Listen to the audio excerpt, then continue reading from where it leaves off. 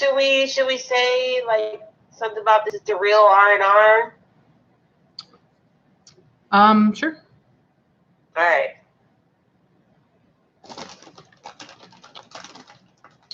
Boom, boom, boom, boom, boom, boom. Are we live? We are live. Hello. Hey guys. Hey guys. You can say it. You can introduce us. So this is the real R&R, guys. Yes, ma'am. Reiss. Boom, chicka bow wow. Chicka bow wow. Hey. That's our theme song. Hi, Mia. Hey, beautiful Europe. Hey, y'all. Tina. Hey, y'all. Thank you, beautiful Europe, for making the time to be here with us today. So let's wait for everybody to get here. Yep. And then we'll talk while I sit here really snacking on food that I really shouldn't be eating. Exactly. I just had a New York pizza. It was really good. Yeah, she's making me jealous. She had a New York pizza. All I got is coffee and coffee and popcorn. But it's okay. It's decent popcorn. So let me try to mute. It is not. It's cheesy popcorn. It's like a Parmesan cheesy popcorn. I love cheese popcorn. Not gonna lie. But I do too. Hey Shay. Hey Terry. I like the smart popcorn, like back in the day before it had all the kernel in it. Yeah. Now you get it. It's got like kernels in it. You're like spitting kernels out. It's really bad. I like the one that you get at the holiday season. It has like the three kinds. Yeah, you get like the caramel, the butter, the kettle. Yeah. Because it's like you need all three because you get tired of one and you go to the other. Yep. Sweet and salty. Mm-hmm.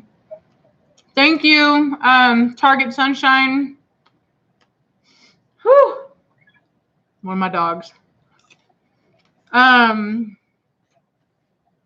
Okay, so we're gonna get started. One of the things that we wanted to start off with today, we always want to kind of talk about a topic, and I saw some going around social media. Thank you, Glenn, with Border Collies, how to help an obtuse friend with an aggressive pit bull. We'll talk about that. All right, we will talk about that. Thank you for the donation.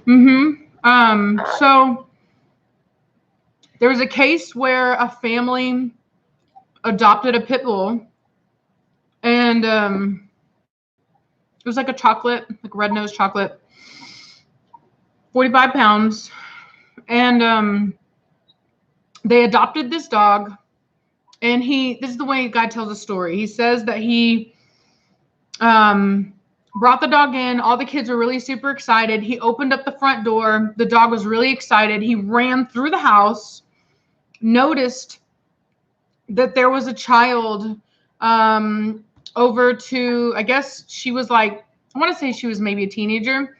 She was in a corner. And I don't know if he targeted her because maybe she seemed scared or something like that. But he attacked her. She used her hands to kind of block it. The dad grabbed the dog, went outside with the dog. The dog was attacking him. I think he had him up against a fence. And the neighbor was able to grab the father out of the fence, and the dog was left in the fenced area, at which point animal control came and were able to tranquilize the dog. I think it took 2 tranquilizers to get the dog out. Thank you, Claire. So what I noticed right away is that everybody in the comment section was like, oh, pit bull's this, blah, blah, blah, blah. And I didn't see a situation that was specifically bad for the pit bull. Like as in it's a pit bull and that's why it happened. That's not what I personally saw to happen. Thank you, Donald. What I personally found is that they broke one of the really important rules of whenever you bring a dog into your home, like a rescue dog. So you don't ever want to just bring a rescue dog in and just like let it run your house.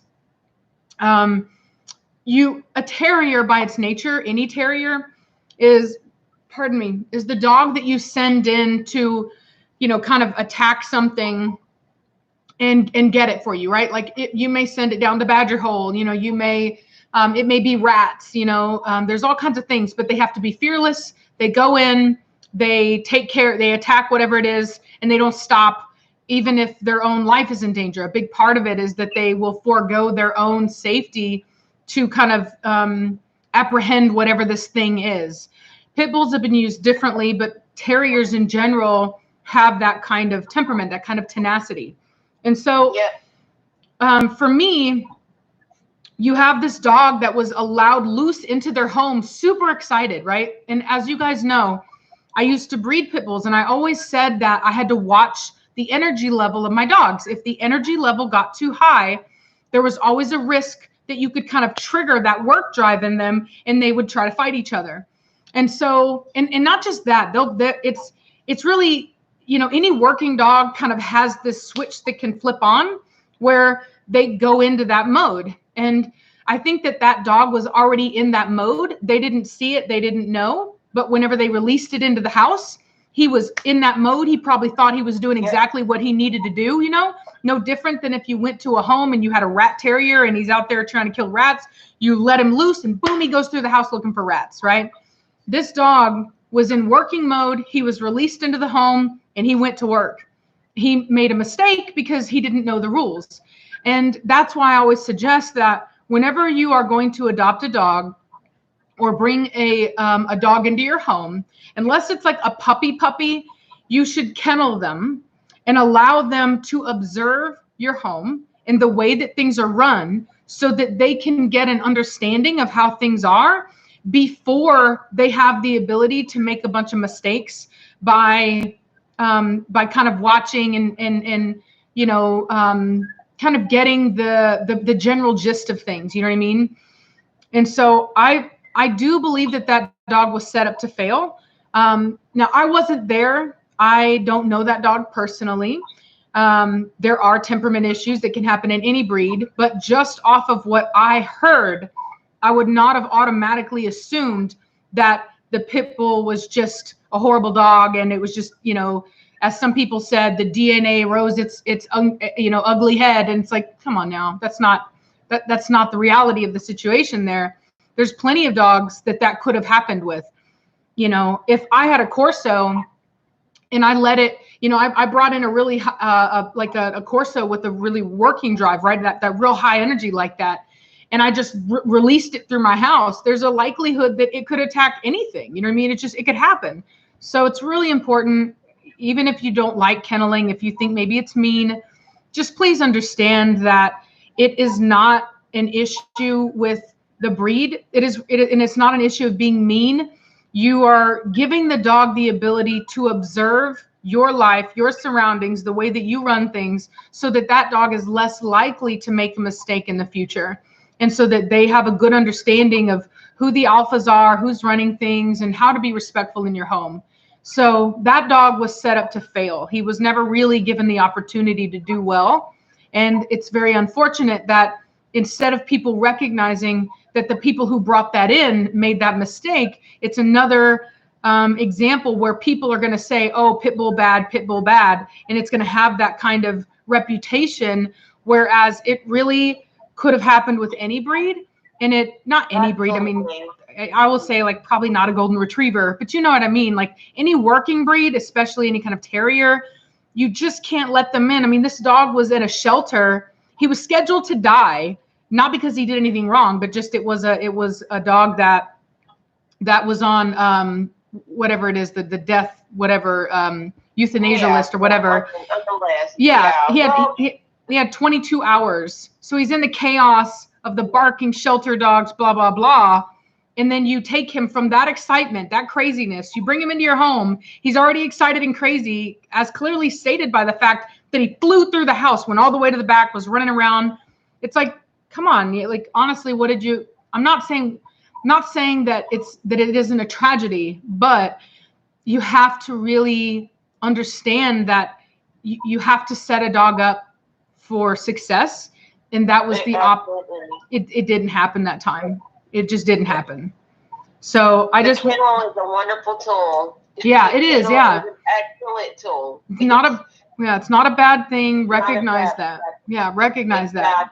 Exactly. So they need. We're going to be talking about some kennels tonight too, because we have a Christmas list. Yeah. For you guys that's shopping for your pets this season. So do you want to get into the Christmas list? Well, let's answer some questions on this one first. Okay. So let's see here. And I will say, like, there's no telling what environment that dog had originally even come from. You know what I mean? That dog could have been in somebody's backyard, barking at people going by every day, wanting to get at them. Maybe he got loose one day and the people were like, I don't want to deal with it. We're going to send it to the shelter. You know, maybe the shelter people came by and were like, you need to put that dog inside. Or, you know, maybe it was tethered and the people, you know, they took it because the dog had been tethered. There's so many reasons why that dog could have been taken in the environment that it could have been in before, that whenever they just released it into their house, I mean, it was just, you know what I mean? It was like the perfect event, the set of events for that horrible thing to happen. And while I really empathize with the family, and I do, even whenever I bred pits, I had fights. I've got scars from breaking up dog fights, and it is very taxing. People ask me, why don't you breed these dogs anymore? And it's because it's too much. You know what I mean? It's just too much. There's a reason that most people that used to breed pits had them chained up. And it's because it is, unless you are there to watch them 24/7, every moment, like toddlers, even then, like one time I had somebody come over to buy a puppy, or he said he wanted to buy a puppy, and he started playing tug of war with one of my females. And I was younger then. And as we learn and grow, and one of my other females was actually laying on the couch next to me asleep. But as soon as that one female started to get too hype with the guy who was playing tug of war, the other female next to me, her name is Pearl, jumped off the couch and attacked that female. And I had another female out too, because I could do that with my dogs, but I kept everything chill, you know, whatever. I had 3 females fighting at once. And the guy that was there wouldn't even help me split them apart. And I'm telling you, you can do everything. I literally was trying everything to get them apart. I even did the hose, like in the throat, nothing. Like they didn't stop until they were literally, in fact, they were laying on the ground, panting, heavy, panting, could barely breathe, and they still wouldn't let go of each other. So just keep that in mind. I mean, this is, they are a terrier. They do have a history of being used for work recently, whether or not you like that work or not. And that history needs to be respected. Let me see. Andrew, I was wondering, what are your thoughts on the Spinone Italiano? Isn't that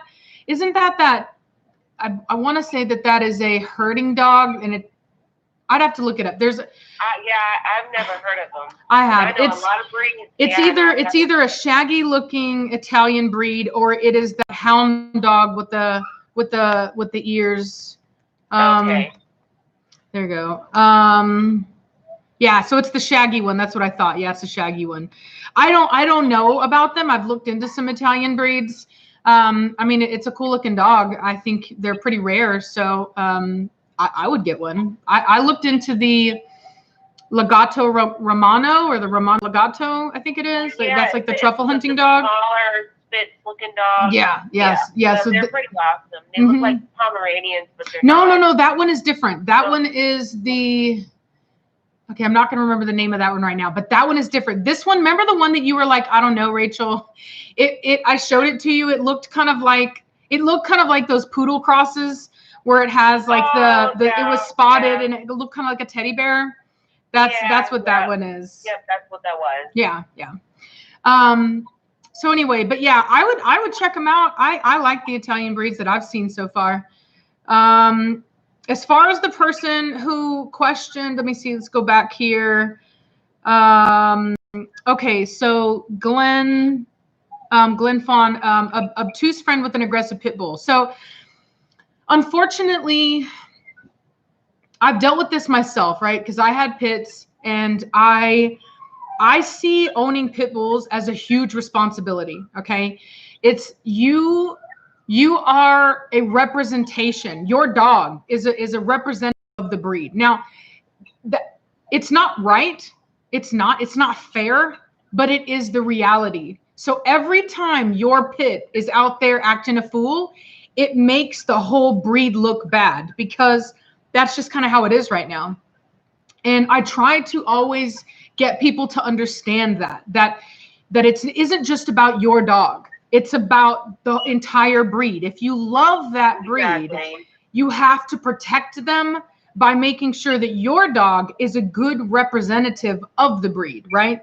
And so that means if you have a dog that's aggressive and you don't want to do the training, then don't take the dog out.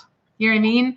But if you want to continue to be able to have that breed in the future, and you don't want to help be responsible, and that's the way that I see it, is every pit that does something like that with the owner that doesn't take care of the dog, and it gets in trouble and it does something like that, in places like Colorado and Denver, where they've killed thousands of dogs, you are partially responsible for that, because you are fueling that fire by not having your dog be a good representative of the breed. So if you love the breed, then you have to do your part to protect the breed. And that means being responsible and training your dog and taking care of it and making sure that every time that dog is out in the world and interacting with people, that people are seeing the good side of the breed, not the bad side of the breed. And if you can't do that, then stay at home and keep your dog at home. There's nothing wrong with that. There are dogs that are just not suited for it. There are dogs that maybe went through some really horrible things in their life. Maybe it's a rescue. Maybe you just don't have what it takes. That's fine. Keep your dog at home. Don't take the dog out. That's the thing, okay? Allison, thank you for your donation. Yes, thank you, Allison. Her question is, what breeding pair are you excited to see amongst the two of you? The new one we're fixing to do? We're doing a very exciting breeding, you guys, between Sangue Magnifica's Pitch Perfect, also known as Melina, and Batista. Yeah. So that's going to be a super nice breeding. For me personally, the nicest breeding I've done yet. Yeah. And I think for Rachel, probably both of us. Yeah. It's going to be super nice. You're talking like true Italian Cane Corso. Yeah, 100% Sangue Magnifica lines. We're very excited about it. Yeah, and they both have like super nice movement and structure. Oh yeah, phenomenal. It's gonna be nice, but they're gonna be like the real deal, guys. So if you're interested, this is for experienced people only. Yeah, very intense dogs, not pets, not at all pets. Okay, Claire, would you recommend bringing in a new Corso puppy prior to having a baby or after having the baby? Obviously, I mean, for me, I would say before, because whenever you have a baby, that is going to take all your time. And so you're not going to be able to dedicate the time to training the puppy that you would if you did it prior. I personally have sold dogs to people that ended up having children later, and it worked out very well. I always, always, always recommend very clear boundaries. Do not have your child laying next to the dog, or don't take your little infant and put them, lay them up against the dog for Instagram pictures. Like, just don't, please. It's so irresponsible. Yeah. And I purchased my dog, my first Cane Corso, I would say 6 months after I had a baby. But I was experienced, I had been very, very experienced. I've had dogs my entire life, big, strong breeds, and working breeds in general. So for me, it was easy, but I would say do it before, or if it's more practical to do it after, at least wait a good year. Yeah. If you're coming into it with no experience with a newborn baby. Yeah, because God, all you really need is 6 months to get a dog trained well enough. If you actually spend the time on it, to be able to bring the baby in. Always make sure the dog knows you don't jump on the baby stuff. You don't climb in the baby stuff. You don't chew on the baby stuff. You keep your distance. You respect the baby's space and this baby's things. And that'll go a long way towards making sure that that dog has absolute respect for the baby. Okay? Yep. Thank you, Abby. What breeds would you recommend before getting a Corso to gain experience in order to handle a tougher breed? Okay. You know, I think that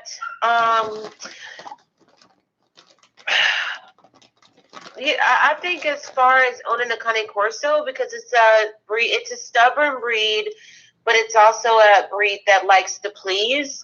I mean, as long as you're willing to put the work in and you have a certain type of personality, I think you could possibly own a Corso without having to own any other dogs. That's just my opinion. But you really have to go into it with dedication. Oh, my network. Girl, you better get your brother in there to help out. Hook you up. Hook you up to the network. Up. I'm not directly hooked into the box, the internet box. So I'm struggling. Yep. I always say, like, you know, I think a lot of people want you to have experience with a large breed just because aside from the personality, just having a large breed dog in general will help you understand a lot of the kind of like issues that come with having a big dog. But I think that anybody that is really truly dedicated, like if you're really, obviously everybody has to start somewhere, right? So, you know, I don't think that it's kind of like you have to do it.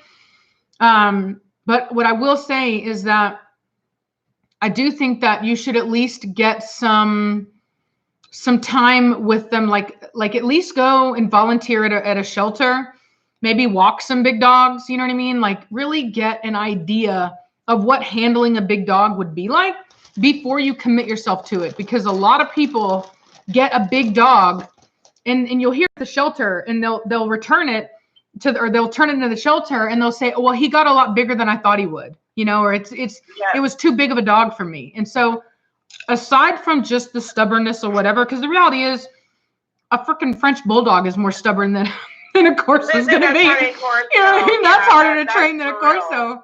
But you just have to be prepared. Do your research. Visit breeders. See the dog in person. Don't just decide you want a Cane Corso and you haven't had the first one-on-one experience. Right. I mean, if this is going to be your first breed or your first big breed, do your research. Touch the dog. You know, just don't get one. Right. You really need to see how big they actually are and how they actually are. Just don't pick one up just because you've seen it on the internet. Right. And these dogs look way different in person than they do on video. I get that all the time. People say pictures and video don't do them justice. They're much bigger. Don't do them justice, yeah. Thank you, Michelle P., for your donation. My favorite foster I ever had was a Rhodesian Ridgeback. What are your thoughts on that breed? I love Rhodesian. I love them. They're beautiful dogs. Very powerful dogs. Yep. I've actually thought about getting them. Yeah. At least one, because I've seen them. Some of them are really big, almost like Great Dane size. Other ones are not. The most beautiful one I ever saw was at a dog park. Preacher was with me. And Preacher actually, it's the one time when Preacher was like, that dog ain't gonna make it. he was trying to come for him. And I saw it and I was like, you need to get down right now. And I had to put him in submissive posture for a hot minute until he chilled out and was willing to let it go. But he was gorgeous. And the guy was even thinking about like neutering him, I guess, because it's Austin and everybody's like, don't breed. Gorgeous dog. Muscle tone, amazing dog. I mean, they're beautiful. Gorgeous dog. The only thing that I personally don't like aesthetically is I like a broader head. I like a beefier head, and they kind of have a longer muzzle. Yeah. That's the only thing that I don't really like about them. But they're really it's purely cosmetic to like run the terrain, you know. So they have to have the good air intake and outtake and whatever. Yeah. Claire Gates, thank you, for Claire. Your donation. Yeah, thank you. Thanks for the advice. Excited to get on the waiting list in a couple of years. Absolutely. Yep. Sorry, you guys. I'm eating. Everyone's asking. I'm eating popcorn. I was lame, and I opened it upside down because I'm kind of ditzy like that sometimes. So you can judge me. Feel free. It's okay. Somebody wanted thoughts on Siberian Huskies. My family bred those for many years. I love them. They're one of my heart dogs. But don't get one if your lifestyle is not ready for one. I mean, it's a dog that requires a lot of exercise, at least 2 hours a day. Yeah. And they shed a lot, and they're, you know, they can be socially awkward to other dogs, other breeds of dogs. And so you really need to make sure you're ready for that before you just jump in and get a Siberian. Love them. They're beautiful. But guys, let me tell you, there's a lot that end up in the shelter by 6 months of age because they thought that they wanted one and they were not ready. Thank you, Mac. Rachel Reiss to stop by to say hello and keep up the good work. Thank you. Thank you. And to elaborate on that, I couldn't husky. You know what I mean? Like, I can't have a dog in my face like, hey, take me outside. I can't do it. Oh, girl, they're like clockwork. They're literal clockwork. I cannot do it. I have a Siberian named Cowboy, and he's he's gonna be 13 in July, and he's still like clockwork. He wakes up 6 on the dot every morning and gets in whoever's face, and woo. It's off the chain. It makes you not like him. And you're just praying to God he's just going to stop and give you like another hour sleep. No. He'll give you like 2 minutes and then he comes back. It's torture. Yep. It's torture. But I do love them, but they're torture. Yep. Okay, so let me see. I grew up with a Samoyed. I love them. They're a little weird, though. Beautiful. Yeah, they're a little weird. Yeah, well, they're in the same family as a Siberian. Yeah. So it's the Smith family. So I did see something about prong versus choke collar. I said a couple questions about choke collars. I use choke collars. I have used a prong collar. I think that a prong collar can really work for the Corso because Corsos have this thing that we call a dewlap. It's a really loose bit of skin right here. And that is Atari crying. She's just gonna have to get over it, unfortunately. But anyway, the prong collar can help because the choke collars can kind of they can kind of like lose they kind of slip down and things like that. And so I prefer choke collars, but you can use a prong collar. So it's more personal preference. Hey Rachel, I see somebody down in the comments that you know. Who is that? You don't see that? Ralph Too Sweet? Hey, Ralph. I'm surprised you're here. Jacqueline. Hey, Jacqueline. Hey, girl. That's one of my puppy people. Oh, I love it when the family's here. I'm surprised Morgan ain't here yet. Girl, where is Morgan? Girl, Morgan, she's right there. Oh, my God. There she is. I am tired. Oh, Lord. The whole family's here. Hey, y'all. All of them. I can't wait till I move up there. That's my family. I'm just not there yet. I'm being kept from my family. Okay. Let's get some more. Siberians are some of the most energetic, stubborn, and athletic dogs I've ever met. But at the same time, one of the most affectionate and happy dogs. Absolutely. That is a true statement. Thank you for that, Jasmine. That's awesome. That's for real. Alyssa, you want to grab that, Reiss? Oh, thank you, Alyssa. What are your thoughts on Forbles? I've never really had the one-on-one with the Borbal, but I think they're beautiful dogs, very strong dogs, and certainly a dog that you just don't want to jump into getting. And Rachel can elaborate on that because I know it's a breed that she considered buying at one point. Yeah, I spent 2 years researching them before I bought one, or I didn't buy one. I almost bought. I actually had a deposit on one. What I will say is this.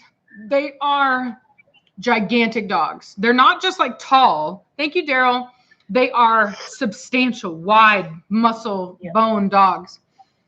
They are very, in everything that I have seen, I've had people call me about them. I've talked to people about them.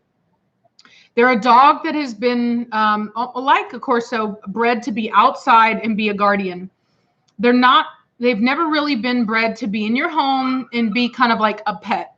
And so they don't necessarily always take very well to like being that way. I guess it's hard to explain, but let's just say this. In the Facebook groups, the reason why I didn't get one, I've never seen a breed have more cases of them biting their owners than maybe like a Belgian Malinois, to be honest with you. And as a trainer, like, I'm prepared for that kind of stuff. You know what I mean? Like, a certain percentage of that is normal, but to have that much of it, it couldn't have been owner error. You know what I mean? There had to be a breed element there. And I just didn't feel comfortable with it. And so I didn't do it. But, I do believe that, that they can make a great addition to your home. But I do think that you would have to come from it of the standpoint of not really treating them like a pet and really being very attentive to who they are and how strong they are, and really setting good boundaries and limits and not wavering on that. You have to be, a very good owner. You can't just be lax. It's not a pet. And that would be my, and do your research. Yeah. You know what I mean? Think a kind of Corso is hard. You get the real deal African Mastiff. Yeah.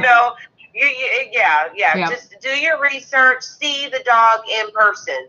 Right. There are breeders here in the United States that have them, and see the dogs for yourself. None of these working dogs, you guys, you just want to go out and just buy it because you've seen it on the internet. You really need to do your due diligence and see these dogs in person. We have Brittany. Thank you very much for your donation. Do you do hands-on corrections? If so, how? First of all, I'm going to say this. Any breeded dog that you get, you really need to take time out and work with that dog with just basic obedience, so the dog understands what you want out of it, and what behaviors are acceptable and what are not acceptable. So when you do these corrections, there's no confusion. But Rachel can tell you more about the hands-on corrections because she's a pro at it. So what I do is I teach my dogs to go into submissive posture from a young age. I don't want to have to touch them to do it. As you guys have seen, I expect them to go down without me having to touch them. Having said that, actually getting them to do that initially does take your hands. Now, I will do, I'll lay them down, and I also do a thing where I call a mouth bite, where I'll actually take my hand and I'll put it over the muzzle to simulate what Cashmere does, which is the mouth bite. You know what I mean?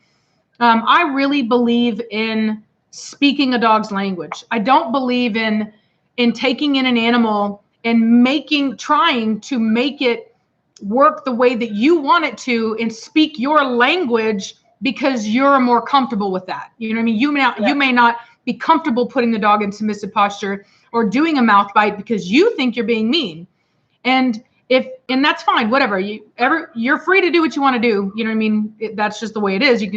That's just the law. You can raise your kids and your dogs however you want, so long as you're not being abusive. But what I will say is that it isn't natural to think that you can speak to an animal in a way that they are not designed to hear it, if that makes sense. It's like I know that whenever I tell my dog to go to submissive posture, they know what that means. You know what I mean? It's not a question. They know what it means. When I do the mouth bite, they know what that means because they do it to one another. They don't have to be taught. Nobody teaches them to do that. Kashmir wasn't taught to do that. It is a natural behavior that they do. So whenever I do it, they understand what that is. When you sit there and you like, for example, I have a lot of people who their dog will do something wrong, right? And I'm like, okay, well, what did you do? And they're like, well, I put him in his kennel. And it's like, okay. And they think it's a discipline. That's not a discipline. Putting a dog in a kennel after they did something wrong is not a disciplinary action. And so and so you're expecting what you feel comfortable with to be a discipline, but it's not a discipline. It's not a discipline unless the dog actually sees it as a discipline. So in a kennel is like a comfort zone for a lot of dogs because it's like a den, you know. Right. Oh yeah, it's their area. Yeah, it's their area. Yeah, it's a very comfortable area. So you're not really teaching them any. You just can't time out a dog. Yeah. Like in its own kennel. It's not a child. You know what I mean? It's not a child. You can't treat it like a child and think that that's somehow going to work. You know what I mean? Like it's just not going to work.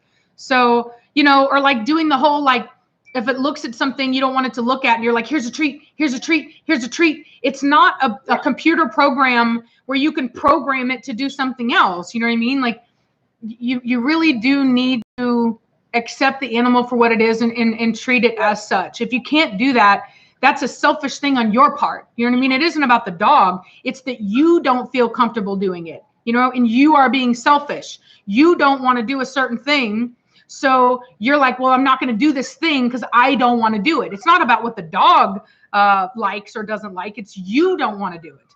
And it shouldn't be about you. It should be about the dog and what the dog needs. Period. And it's success. Right. Thank you, Jeff, for the donation. Hi, guys. I raised a great Rottweiler in the past. Would raising a Cane Corso be much different? No, they're very similar. They're very similar. Now, in regards to these questions, I know a whole lot about the Spitz families, the Chows, the Akitas, Siberians, little Shiba Inus. Like, guys, hit me up. You want to know about structure? Hit me up. But Rachel is your behaviorist. Yeah, I do the training, and I work with most of the, like when people typically come to me for training, it's whenever the dog is trying to attack them or someone else. You know what I mean? It's people come to me with their worst case scenario dogs. And I also have always had a soft spot for like big, powerful breeds. It's just like how I do. You know what I mean? So. Yeah. Thank you, Zazu, for life, for the donation. We appreciate it. Thank you, Julian Ortiz, for your donation. I love our live streams, and I know y'all plan on doing another personal channel, which is awesome. I just hope we can still get to see the pack videos.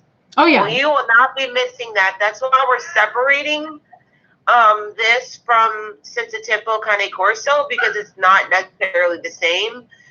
This other channel is going to be more for this, just answering the questions that y'all guys have, and merchandise review. Yeah, merchandise, like news, things that's going on, even like local legislation. We'll talk about like structure. Anybody that wants to help like learn like anatomy, things like. In fact, we may do, Reiss, what do you think about if we did like if we have a Patreon for that channel, and then we do private lessons on teaching anatomy and structure and just general like breeding talk and show talk, like all of that really dedicated, like specific stuff that may not necessarily be interesting to everybody, but would be interesting for those particular people. I think that would be really fun. Absolutely. And I can do like structure critiques on your personal dogs. I will not do it on dogs that you haven't purchased. The dog has to be purchased. It has to be your dog for me to do the structure review and give you advice on that specific dog. Mm-hmm. I do not have, well, I do have a channel now, but I don't have my own channel. The R&R, the real R&R, is for Rachel and I. So Right. it's us together. This is the collaboration. Just trying to drop some knowledge on y'all guys, and you know. Somebody said, Reiss, I love Chow Chow. What should a child's temperament be like? Many people have said they make good watchdogs. Is that true? I had a Chow growing up for 15 years. He lived for 15 years. And they are the type of dogs that they don't enjoy. Ours did not enjoy a lot of affection. He just kind of liked to do his own thing. He was an excellent watchdog. He took it very, very serious. But as far as like the way my children can interact with my Corso, them doing that with the Chow, I don't think, you know, the Chow's not the type of dog. Yeah. But they're excellent watchdogs. I mean, they are superb. Mm-hmm. I think that one's for you as well. Oh, Galaxy Crusher, thank you. Thank you. I really want a Chow, but I've had a miniature Schnauzer and a Pekingese. Is there anything I need to know? Like I said, if you are comfortable with having a dog that's not in your face and not looking to please you, it's just looking to be a property guardian and do a job, and it's not expecting too much affection or attention. And a Chow is like more like a cat, you know what I mean? If you think about a cat being a canine, it's like that. But that's all I can say about needing to know. And they're quiet. They're pretty quiet dogs. They're not very barky like a Schnauzer. I don't know a lot about a Pekingese, but yeah, if you can just appreciate the dog being who it is, you're good. So I will add, I had a Chow mix growing up when I was a kid. It was like a Chow pit bull mix, and she was like super duper duper sweet. Who is this I love you mommy person? That's not your kid, is it? Because I know it's not mine. What do you mean? Where? I don't know. Somebody's just like mom, mommy, mom, mom. Lord knows it ain't my kid. Well, my daughter ain't got no kind of access to the internet. That's kind of scary. That's kind of scaring me. Yeah. Moving on. Would Yeah. Chows be good for livestock guardian? I think a Chow would be best fit for me. I don't know if they were used for livestock. They're a very ancient dog, but I think they're more for like protection, you know. But definitely look, do some research on that because I'm not specifically sure. You get a pet tiger. I don't advise that.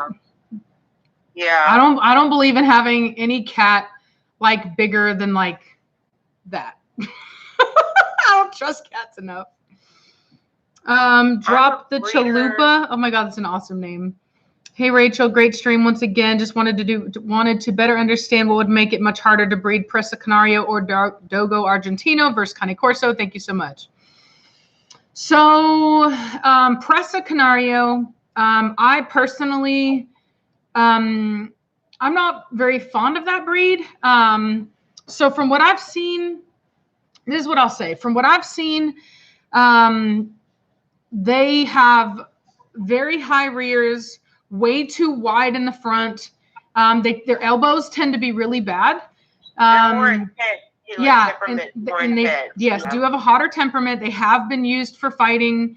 So you know what I mean? The only thing that I really know about the, as far as like about the Dogo is they can suffer, as any white dog, from blindness and deafness.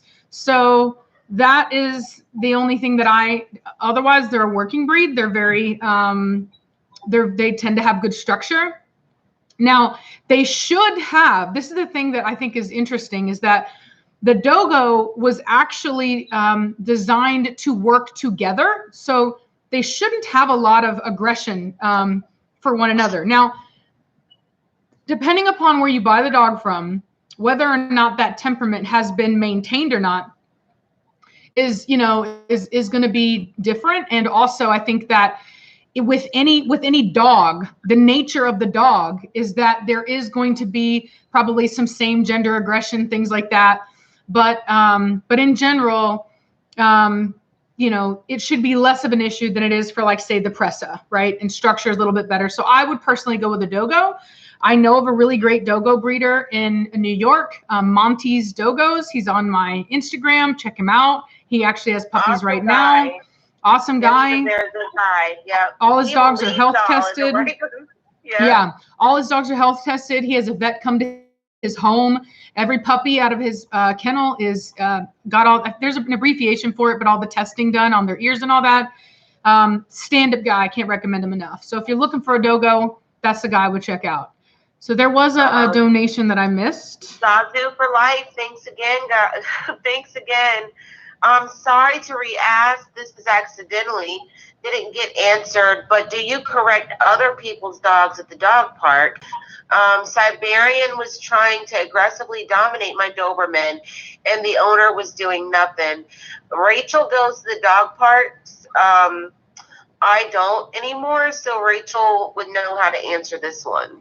I will correct a dog in a heartbeat. I will look at the person. I will give them the opportunity. I give them the look, like, are you going to do something about your dog?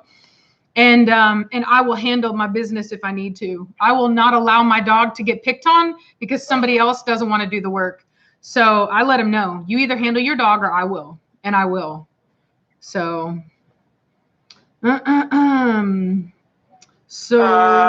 Reiss, between the two, are Chow's easier to train or Akita? I'm gonna be right back. I mean, those are both very independent dogs. I mean, I don't really have an answer for that one because we didn't train our Chow, and even the Siberians. I mean, they can be very stubborn as well. I mean, I would say I would do the Chow over the Akita, just because Akita can have a very strong personality. But they are like really, really good dogs. They get attached to the family. So maybe the Akita. I'm gonna say the Akita. Let's see, what other questions do we have, guys, that I can answer? What's the difference between an American Cane Corso and Italian Cane Corso bone structure-wise? I want the next few years, and I want to know what is the best for showing. First of all, what you have to understand is that there is only one Cane Corso. The only difference from that is selection. So the American Cane Corso, which, like I said, there's only one Cane Corso, but there are breeders that tend to, I don't know, breed outside of the standard, and the dogs don't look like the Cane Corso standard. Rachel's discussed this a lot on her channel. Yeah. I mean, the thing is, the breed went through a recovery. The Americans did it differently than the Italians did, but both sides did.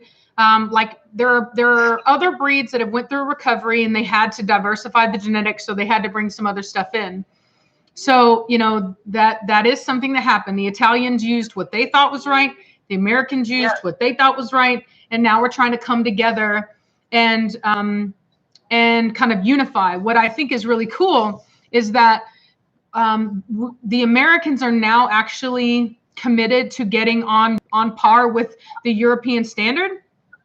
And so I think that once that happens, we will actually start to see less diversity in the breed. As far as the way the dogs look, we'll start to see some uniformity.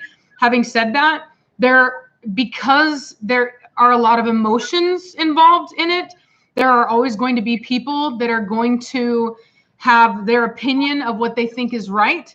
And they're going to constantly be pushing that. And they're going to be and not only are they going to be pushing it, but they're actually going to like attack the other.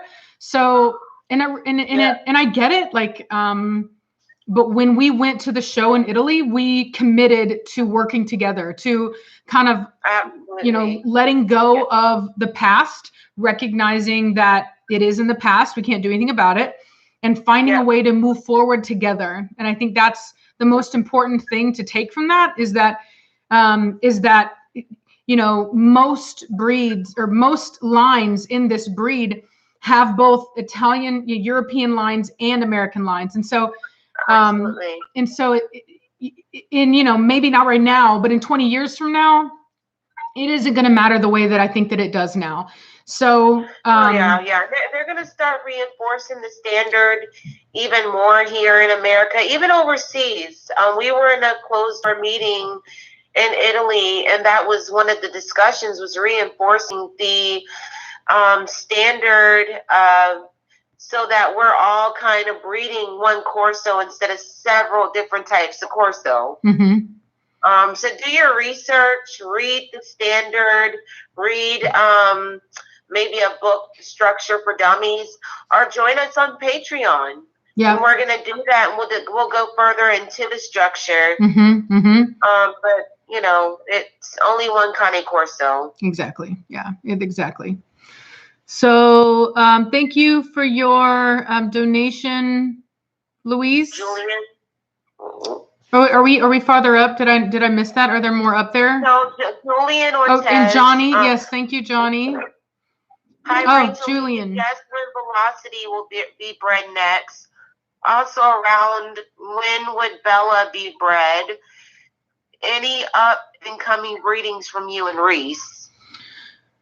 So we did talk about the upcoming breeding with Batista and Melina, which is probably the one we're really looking forward to the most. Velocity. That'd be a good litter. Yeah, Velocity will be bred. I don't know if she's in a split heat right now. If she is, she'll be bred in a couple, literally a month or two. If she's not in a split heat and we somehow missed her heat, then she'll go into heat probably in about 5 months from now. And she's already old enough. She's already been health tested. So as soon as I can get her bred, I spoke with a guy that is responsible for her lines, and he basically told me that whenever you have a female that has a split heat like that, sometimes it can be hard to get them to initially take with a pregnancy. But once they do, then it's fine. You just keep them on schedule. They're fine. Yeah. So, I don't know if she had a split heat or not. She did on her first one. I'm kind of thinking she did because she was bred. But there's just no telling at this point what's really going on. And Bella went into heat too early her first time. She went into heat whenever I was in Europe at around 7 months old. So on her second heat, she'll still be too young to breed. So let me see, September, October, November, December, January, February. So she should go back into heat in February. And then probably around August is whenever I'll actually be breeding her. So fall of next year, hopefully. And I can't wait to breed her. She's a gorgeous dog, great hips. I haven't actually certified her hips yet. I did take her into the vet. I did have an x-ray done. They look great. The radiographs look really good. Right. She looks like she's going to have very healthy. Right. Real tight hips. And that's not everything that we look at. There are other things that we look at, but health is very important. Yeah. Bella's one of my favorites. She's very pretty. And I will have her actually, I will do an OFA prelim. I like to do an initial radiograph before I spend the money on a prelim. That way I'm not wasting my money. So that's why I do the initial one when they're younger, just to be sure everything's good, so that I'm not wasting money on raising a dog that is not even going to be worth breeding in the first place. And then after that, then I will go in before I breed them and do the actual either pen hip or an OFA prelim. OFA, Mm-hmm. Yeah. Thank you, ICE Louise HHZZ. Thank you. We appreciate it. And thank you, S. Elizabeth. We appreciate that. Rachel, your makeup is fire. Thank you. I've been watching your channel for a while and have learned so much. My lab pit mix was a, I guess, rescue dog. maybe. Mm-hmm. Your channel helped me understand dogs better, and your techniques have helped and worked. She's a good dog. Oh, I'm glad.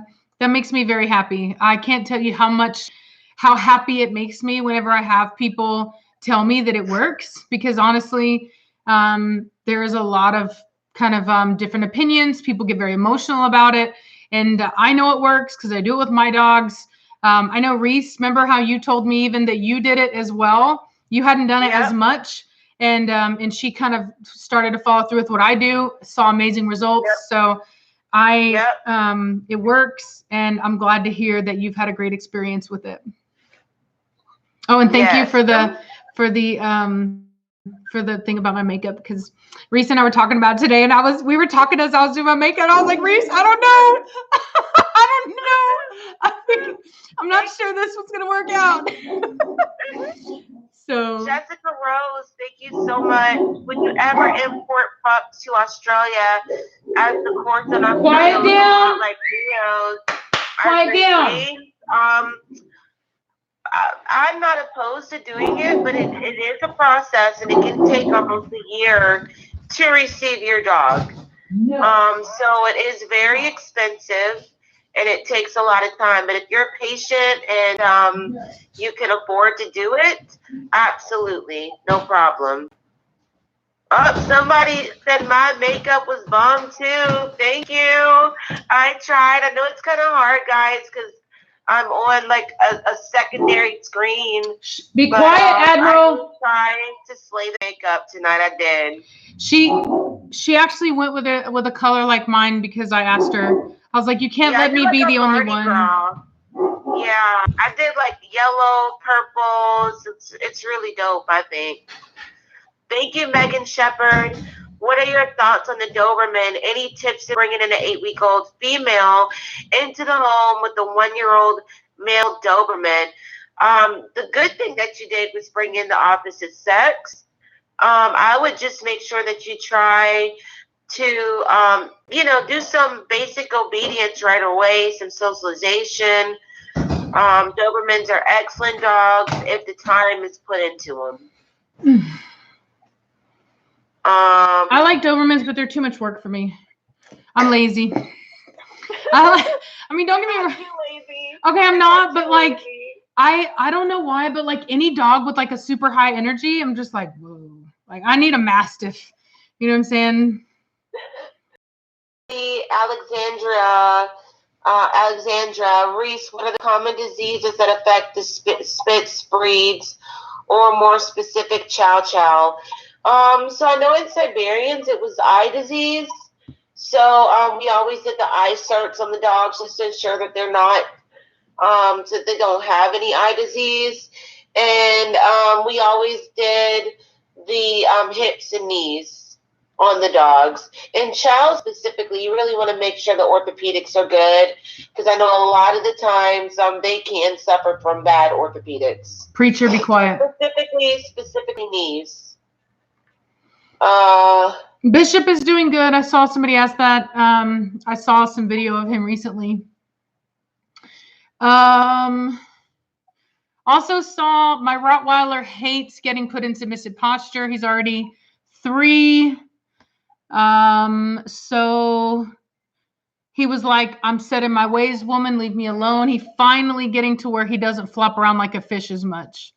Yeah, I mean, it's really important that you be the one to set that tone. If I get it, he's 3 years old, he's an older dog, you don't want to get hurt, but you really do have to just kind of like make him get over it. And that may mean that you have to sit there for 30 minutes constantly putting his butt back down, you know what I mean? Or maybe getting an e-collar and really teaching him that he needs to stay down. But I always say, like, whenever somebody contacts me and they're like, well, my dog hates this, or my dog, whatever, like that is the wrong way to think about it. You know what I'm saying? It's kind of like saying, like, my kid hates brushing his teeth. And it's like, well, your kid doesn't get to hate brushing. Yeah, exactly. It's like it does. Exactly, it doesn't matter. You do what you're told. You know what I mean? Like it's just not about that. So keep that in mind. I see people are talking about Melina. So if you like ZZ Top, which is Sangue Magnifica dog, ZZ Top, Melina's the half sister. They both have the same father. Yep. ZZ and Melina do. We do not answer questions about other breeders, so please do not ask us about other kennels. We just don't. If we want to suggest a kennel to you, we will. If we are friends with somebody, but we're not going to critique other breeders. We have enough drama. We don't need no more. Well, and it's just out of respect, you know. Yeah. I don't want. Yeah, it's just out of respect because we don't have issues with all breeders. It's not even about that. It's just the respect. If you want to know about a specific breeder, call that breeder. Contact that breeder. Yeah. And if you don't like what you hear, research and find another breeder. But we're not here to answer their questions. Those are their questions. Mm-hmm. Thank you, Katie, for the donation. How has Gina been doing since the incident?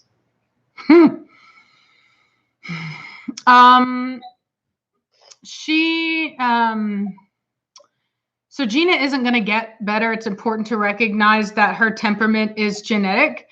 Having said that, I have noticed there are more issues stemming with her insecurities. So, I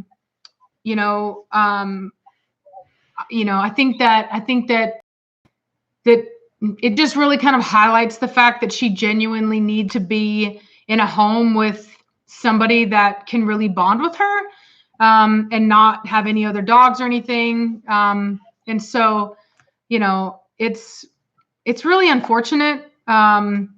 It's really sad. I hate that she's so uncomfortable in her own skin. But I mean, that's just the reality of what it is. And I've been trying to find her a home.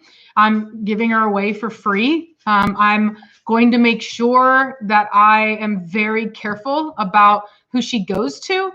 I'm going to interview the person, extensively. I'm not just going to let her go to, anywhere, but she, she just, it's just the reality, unfortunately. Yes, Julian, she's not going to be anybody's working rescue dog. And I will say, like, with me, she's fine. She's the same way she was, but she has been getting like if I have her out and I have her with me, she tries to get possessive over me. So I have to kind of like push her away from me so that she isn't guarding me. If she's right by me, she'll want to protect and guard me, not even protect me. She'll want to guard me, like try to take possession of me. So I have to literally like make her go away because I can't allow her to do that. And then she does have a tendency now for whatever reason to get food aggressive. So if she's in her kennel eating and another dog wants to come by, she has a tendency to want to growl at them, which is not okay. So, it's just a problem. Julian, Savannah's doing great. I don't know what to say about that.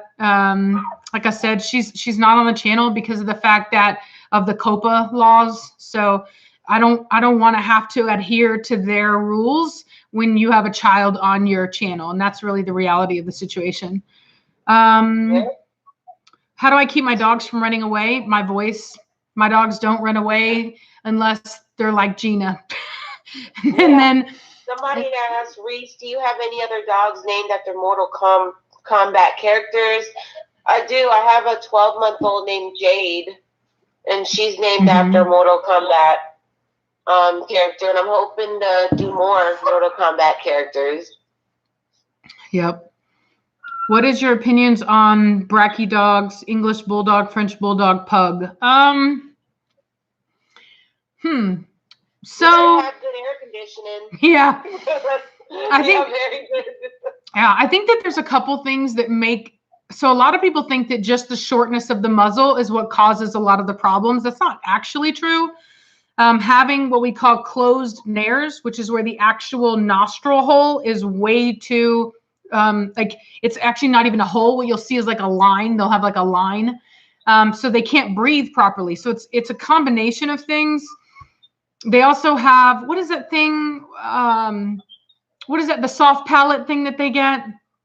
Reiss, I can't remember what it's called. Soft palate, like the cleft, like a cleft palate. It's like I know that cleft palate can be like more common in like I know the French bulldog and whatever. Like it's definitely something that they don't usually live through. Yeah.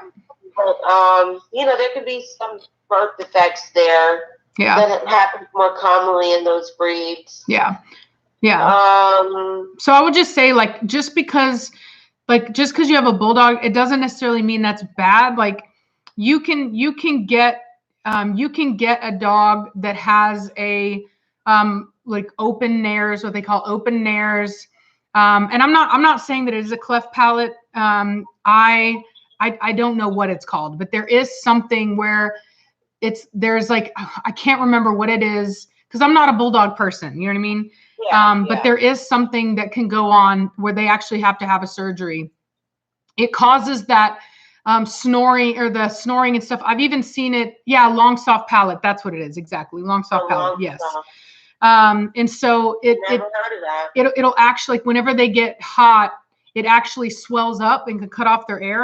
If I'm not mistaken. So I will say that, maybe a little bit, you don't want the nose to be like up in the face. You know what I'm saying? I've seen that. But if you get like an Old English bulldog and it has open nares and, the muzzle's not too short, it's still bracky, but it's not too short.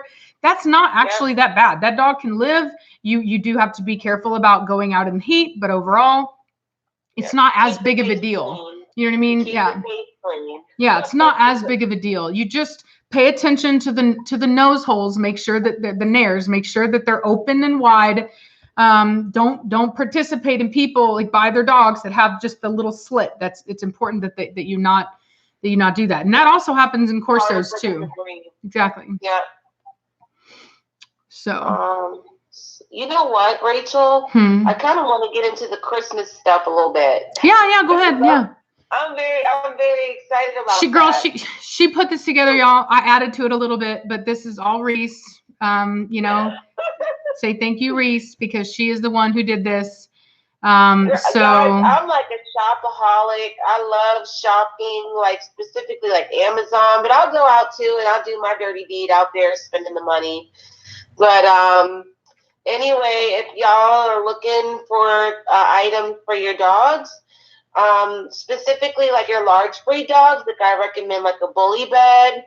They're excellent. They have the knockoffs on Amazon that are really good. Also the Vital Vaults for your dog food. Insects can't get in those. They're chew proof. Your dog can't eat them up. They come with a cup to help you measure, because I know there are folks out there with some fat puppies that need diets. Also, Rachel wanted to throw in there some items that she liked. Yeah, so I like the Black Kong toys, especially the bones. I find that it's really great for the dogs to chew on. It's safer than something like a rawhide. You do want to get the biggest one for your dog to limit the odds that they're going to swallow it, and also to increase the longevity of it. But overall, my dogs really like them, and I find that they are great for Corso. And the other thing is, especially whenever you have a breed as large as a Corso, there are these kennels. In fact, the ones that you guys have seen in my kennel room, it's called a Luck-Up kennel. And I really like them. It's on Amazon, guys. Yeah, they will. Very good kennel. You can keep a dinosaur in that thing. We call them the raptor kennels. And it's on Amazon. Yeah, and they will keep even a Corso that wants to get to a female and heat in there. And let me tell you something, that is no easy feat. So yeah. So I saw a question that somebody asked, what is your opinion on everything being mixed with poodles and people saying 4,500? Absolutely ridiculous. That's my opinion. People keep buying them. I mean, people keep buying them. It's rule. Yeah, people keep buying them. I don't know. I mean, I personally think it's crazy. I mean, when I went to my vet, I was doing an AI on Preacher, and or with Preacher, I should say, not on Preacher, and this guy the vet was telling me about these people that live near me that have poodles mixed with Newfoundlands. And he was saying that their dogs start at like 4,500. And I just thought it was ridiculous. I mean, they're like F1. So you're literally taking a poodle with like a purebred poodle with a purebred Newfie, mixing them together, and there's your puppy. And they're charging, they're charging more than I charge for, puppies from health tested parents and a champion dog. Like Preacher's a champion dog, and I don't even charge that much. But apparently people pay it, and I think it's ridiculous. But I mean, they're cute. Don't get me wrong. I do think that whenever they grow up, they're not as cute. Like there is one poodle mix that I actually, it's like, okay, that's pretty dang cute. But anyway, having said that, I just, I think it's a phase. And I think that there's probably a lot of dogs that are going to end up in the shelter later because of the fact that they're not bred for temperament. And I also think that people get them not realizing the care that has to go into the coats and the costs involved in grooming. And so I hope that that's not the case, but I personally have never gotten anything like that because I know how I am. And like, other than training my dogs, I don't like to spend a lot of time on grooming and stuff like that. And so I know that that's not for me. Maybe whenever I get old, but not right now. So, and I know that somebody said they're good for dogs or people with allergies. That's not actually true. Not all of them. No. Yeah, not all of them are hyperallergenic. I'm a professional groomer, actually, and I've groomed plenty of poodles and so-called hypergenic dogs, and they still flare my allergies because the coat holds dirt and there's dander from the dog's skin. So absolutely not. Here's a question. I love researching structure. So what conformation aspects of your dogs do you both really focus on to be more attractive to the eye? I look for a strong top line, a very good level, strong top line. I look for good front construction, good rear construction. I love a nice, pretty head, but it's not as important as the function of the dog, the functioning parts.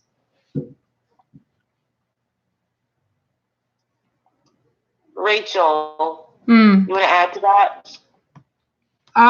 What was the question? I was having to remove somebody. Oh, okay. As far as like, what do you look for in structure? I like a nice chest, good forechest. I like a strong, thick rear. I don't like to see a narrow thigh. I like a nice, strong top line. I like some leg on the dog, nice reangulation. I like a good upper arm, a long upper arm, a long neck, good strong head. I like very developed muscle on my dog. Specifically, I like bunch muscle, which is kind of like the muscle you see in pit bulls. It's a very cut and pronounced muscle instead of the leaner kind of muscle that you see more on like Great Danes or like English Mastiffs. I like to see when the dog moves, I like to see some lightness to the movement. Even if it's a big dog, I want it to almost look like it's kind of moving on air. And I like nice, tight feet.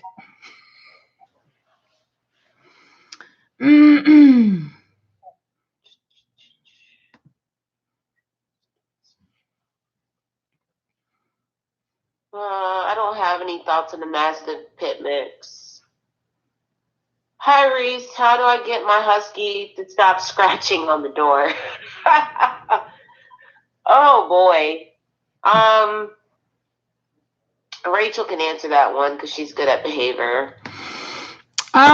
So, I mean, where is the dog scratching at the door? Is it trying to get outside? Or is it like in another room and it's scratching at the door? I mean, I think that's a good, that's an important part. I think it depends on the dog. So, like if the dog wants to go outside and it's, scratching on the door to go outside, I would at least make sure the dog doesn't need to go to the bathroom first. If it just continues to do it, then I would give a verbal correction. If that doesn't work, I would what I'll tend to do is like kind of give them a holler, maybe, clap my hands at them, kind of run them off the door.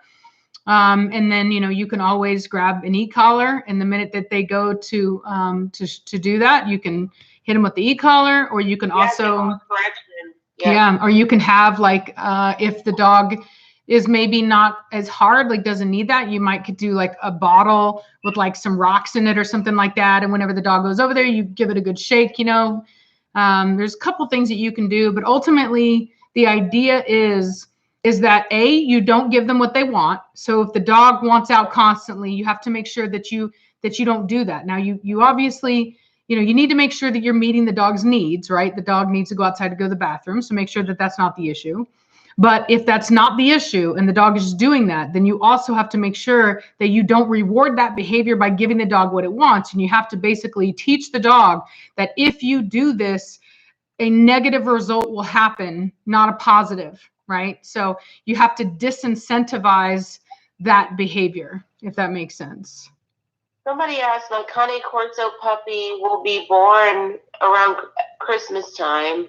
What do I need to know to get his ears cropped in Ashland, Virginia?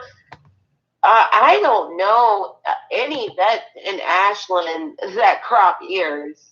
The closest vet that I know of is actually in La Crosse, Virginia, and there's another vet in Pender.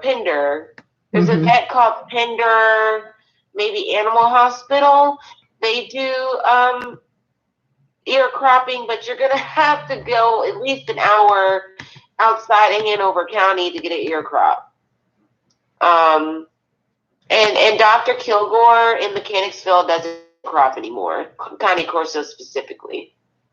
Cheryl Kitchen. Yeah. Thank you, Margaret. Who am I planning on breeding Belladonna with first? I don't know. I may actually do like an outside breeding with her. There are a couple dogs here in the States that I like. And I also have a male coming over from overseas soon. So I may use that dog. So it just depends. So.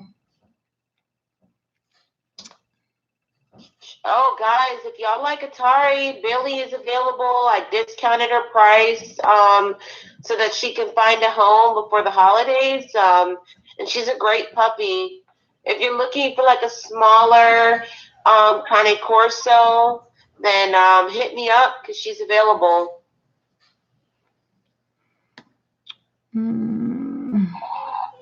How do you feel about Kong feeding? Like feeding with the Kong ball? If you have a dog that eats super fast, why not just buy a feeder bowl, like a slow feeder bowl? But there's nothing wrong with, feeding out of the Kong. I just think that the slow feeder dish would be a better option. Somebody asked if I plan on doing a non-cropped and docked litter. I prefer Corso that way. Only if I show a dog in Europe. What I will say is that whenever I see an application that says they don't want the ears cropped, I don't call you. You're automatically not approved. And I'll tell you why. Is because you care more about you than you care about the dog. I don't care what people say. Floppy ears are not healthy for the dog. We know that scientifically. There's a lot of emotions involved in that. A lot of people that, we know that money is very important in the world, and a lot of industry is run off money. And if you look at the statistics involving ear infections, they're extremely common. So when you look at these studies, this recent studies, mind you, that say that there's no significant difference in dogs that are cropped or blah, blah, blah, blah, blah. I'm not going to trust them because those are the people that are going to be making money off you constantly bringing your dog. Like the American Veterinary Association people, they did that. And it's such bull crap because You don't see ear infections in like cats the way that you do dogs. You know what I mean? Where I challenge you, put in some earphones, like the earbuds, and see if your ears don't start to get nasty and whatever. You know what I mean? Like it is the way it is. There's kind of Corso ears are very heavy leather. So yeah.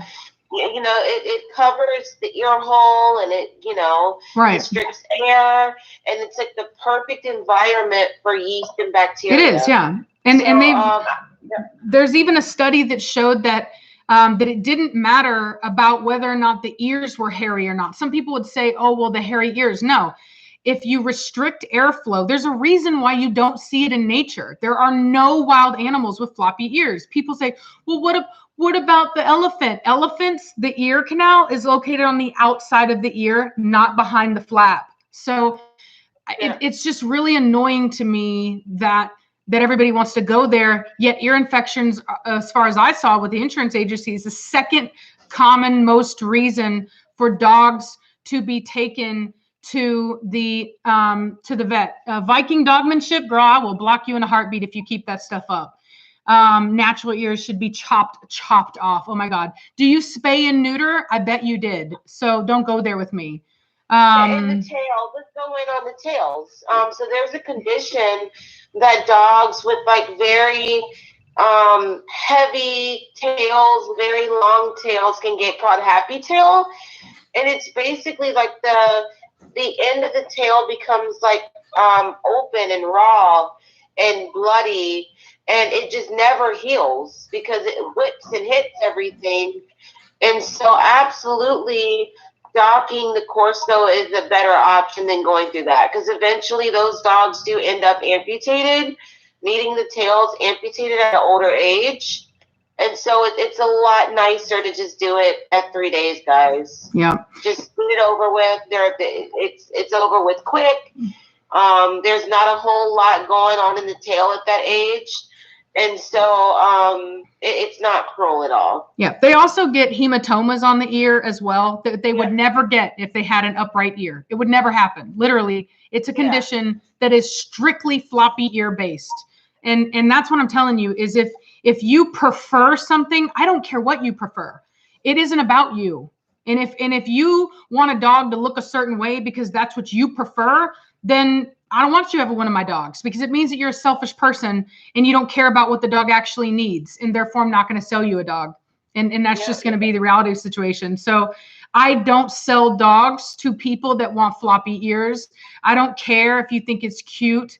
I don't care if you think it's mean when you sit there and you're probably totally cool with spay and neuter, even though it's much more invasive, probably much more painful. It's done when the dogs are older, not whenever they're puppies. And on top of the fact they don't have their hormones, and so they're oftentimes at risk of many other health issues and die an earlier death. But you're somehow supposed to be okay with all that, but you don't want the cropped ears, and they chop the ears off. Did you chop the balls off? Did you chop the ovaries off?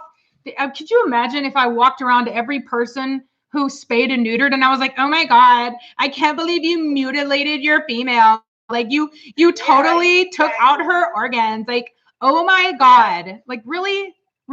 Don't come at me like that. I'm not playing that game with you. Exactly. You have to understand too, this breed was it was meant to be cropped and docked. You know, it was part of the standard. Even today, it's a part of the standard. Exactly. This is a breed that was specifically meant to be cropped and docked. So if you can't respect that, don't get a Cane Corso. Exactly. And let me be very clear. For the people that are like, well, I had a dog and it had floppy ears and it didn't have a problem and blah, blah, blah, blah, blah, blah, blah. Let me tell you something. You know how many people smoke cigarettes their whole lives and never get lung cancer? Does that mean that lung cancer does not kill? Okay, then. Your incidental evidence means nothing. It means nothing. So don't go there with me. I'm not playing that game with you. People are sensitive. People are for real. Get them, Rachel. Get them. For real. Don't get me started. And she said I'm the tough one.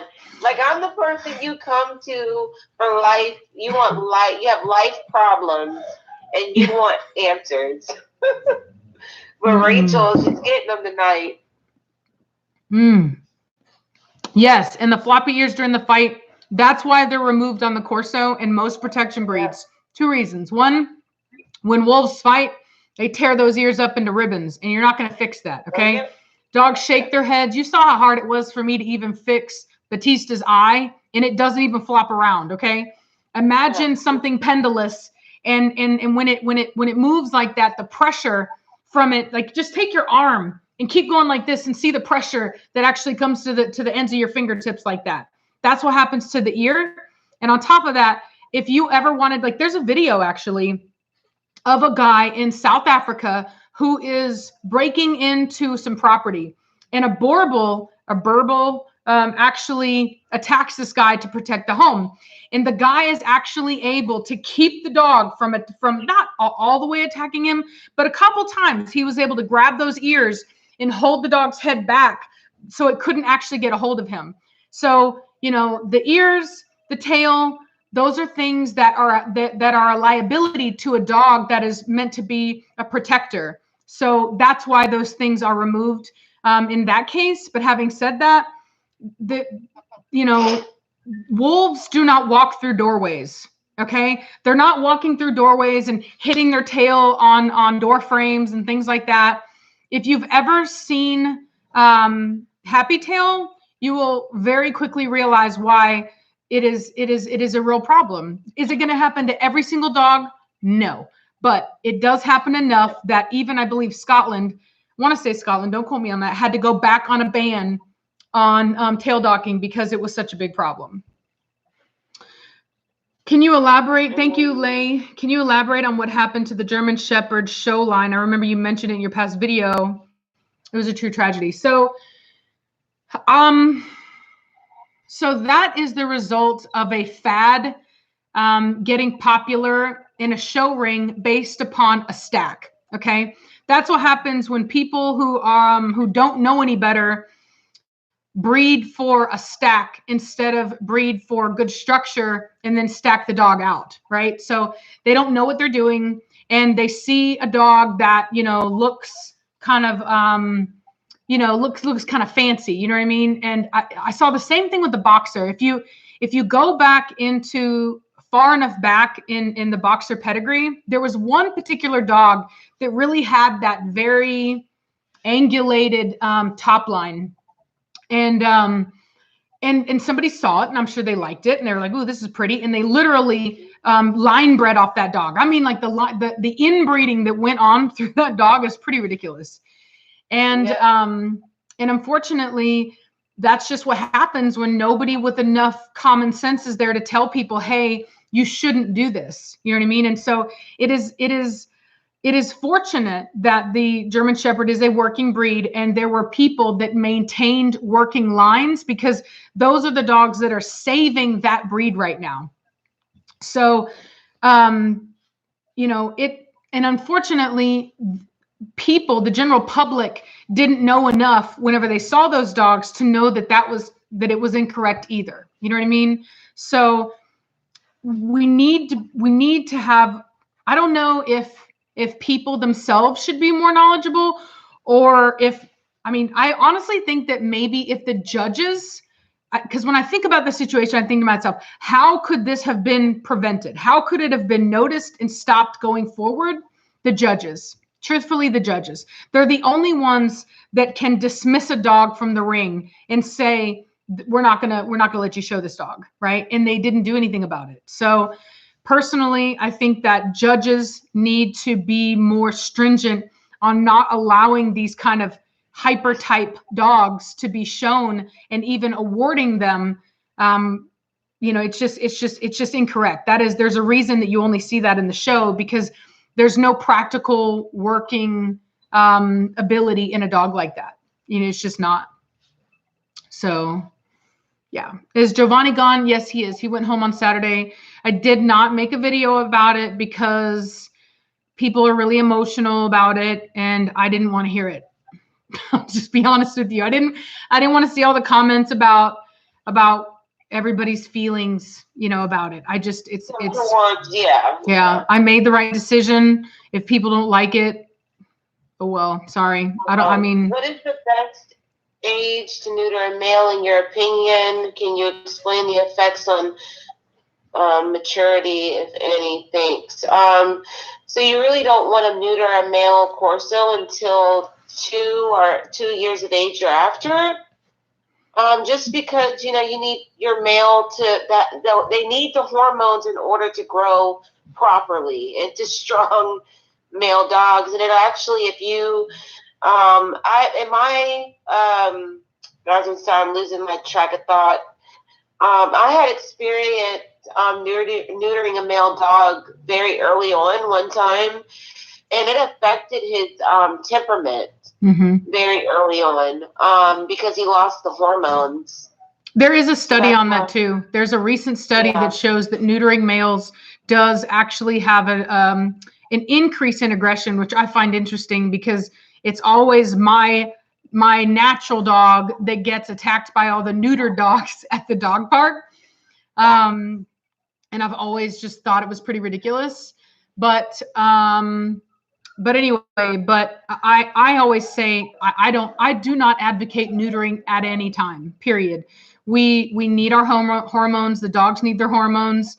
It is not hard to keep a male dog from breeding, as long as you're responsible and you have the dog in the house, or at least secure. So a female dog, yes, she needs to be spayed because of the fact that if you don't, she'll get pyometra.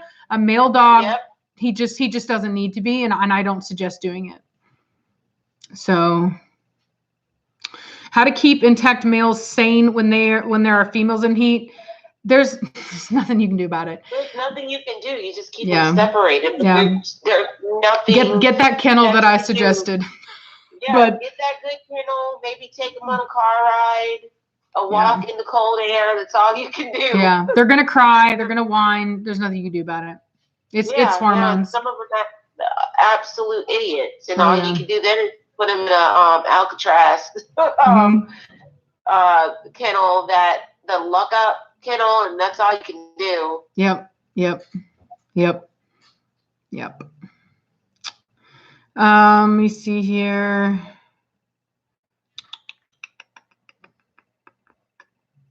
Where's that question I saw?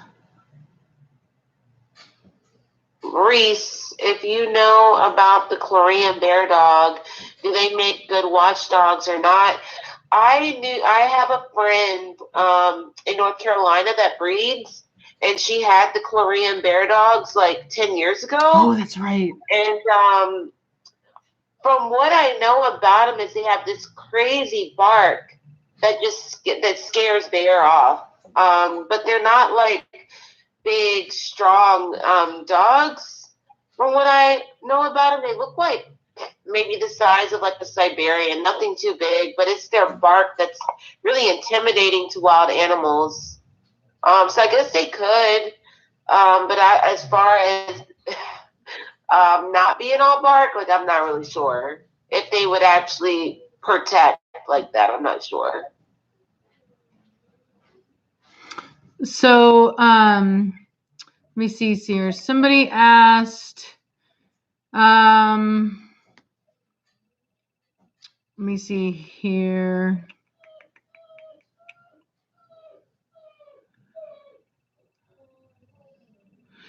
So my sister had no choice. She had to neuter her dog. So that's one of the things that we want to start talking about on the new channel is the laws that are actually being passed. So a lot of people really don't watch the news around them or the laws that are being passed. But unfortunately, that's how a lot of that stuff goes. A lot of people think that these laws about spay and neuter and this and that are about, controlling overpopulation and things like that. But the reality of the situation is overpopulation isn't as big of a deal as it used to be, which is why a lot of people are importing dogs from other countries, especially rescues.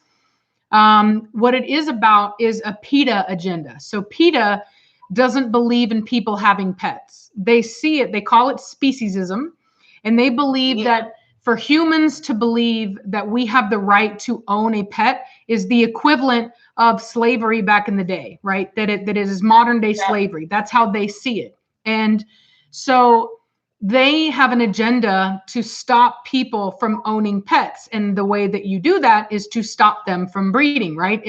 If you can put a big enough dent in the population of breeding animals, then you can actually start to decrease the amount of animals that are being sold, the amount of animals that are being bred, and the amount of genetic diversity that we have in the first place. So whenever snowball effect. Exactly, yeah, there's absolutely no reason for a whole city to say every dog should be spayed and neutered, unless you don't want for there to be dogs in the future, period, right? It would be no different as if the government made a law that said you're not allowed to have children anymore. What would you think the intended purpose of that is? Well, it's to stop the human population from growing, right? Because if you can't reproduce, obviously that's what's going to happen. I don't know why it is that when it comes to dogs, people have a very hard time of seeing how, like, cause and effect. You know what I mean? People, see things happening. They see, oh, well, spay and neuter. Well, yeah, shelters, blah, blah, blah, blah, blah. But they don't recognize that if you don't have a clause in there that says, well, if the dog is registered, right? If the dog is from a registered breeder, then that dog can be bred, right? I have no problem with mandatory spay and neuter on dogs that are not registered, dogs that are not breeding animals, right? Don't have a problem with it. If that will help. Now, granted, do I think that neutering dogs is good for their health? No, I don't. But if our real goal is to prevent the overpopulation, or like shelter pets or whatever, then sure. You know what I mean? I mean, it just because over time it wouldn't be a problem anymore if you actually stuck to that, right? But having said that, a blanket clause that says that nobody can breed, well, that is literally designed to get in the way of you being able to have a pet. That's just the reality situation. Exactly. Yeah. Exactly. You have to realize too with PETA, and we're going to be talking about PETA, guys. It's a hot topic because I have my own personal crazy experience of PETA. But they actually euthanize. I think it's upwards of like 97% of the animals that they take in, because they do not believe in it. Yeah.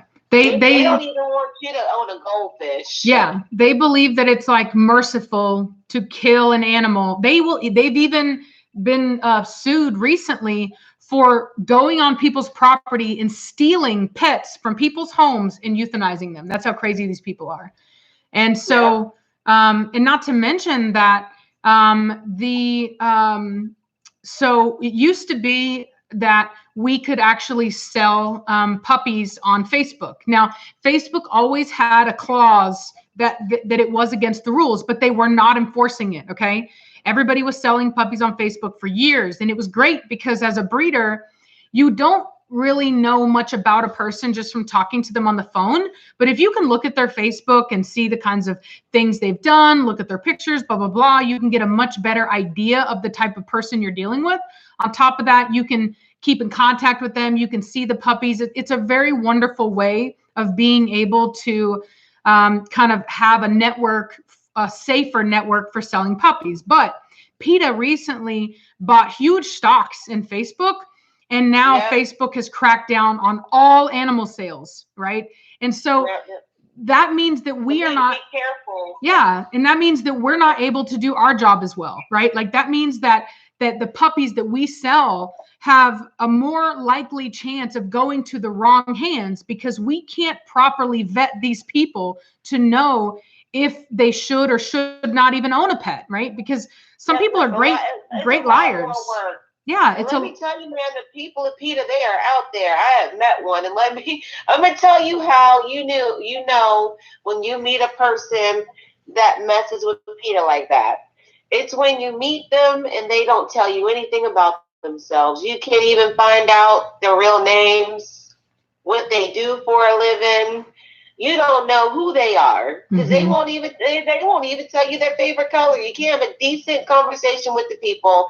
And then the biggest one, of no hate to the vegans out there, but they'll always tell you they're a vegan.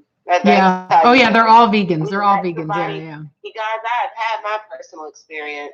Yeah, we won't go into it because we talked about it, and ultimately, you know, it's a family thing, and it's kind of a hot thing because it's the holiday season or whatever. But when you meet somebody from PETA, just keep in mind they're not going to tell you anything about themselves. Yeah, and they don't, no matter what they say, they do not support owning pets. Period. They don't want they don't want you to own a lizard, a fish, a dog, a horse. They don't want us to have animals. They want animals to just run around rampant, have their own rights. They don't think they consider people, human beings, animals. Us animals. Yeah, so like that we're all on the same ground, and therefore we don't have the right to own them. Exactly. So yeah, we'll get into it later, but yeah. Yep. Yeah, it did take the strength of God not to knock him out. It took the strength of God for me not to put him out of my daggone house. Yep. Jesus Christ, the strength of God. Yep. And Vanessa, we're not saying that all vegans are bad. We're just saying that is typically a correlation. You know what I mean? That they typically are. The vegan diet is your choice. You know, just like a person that eats meat, it's their choice. The omnivore, it's their choice. But you know, give love out there to the vegans out there. Just don't feed your dog or your cat a vegan diet. Don't do that. Yeah, don't do that. But yeah, I'm not anti-vegan. I could care less what you eat.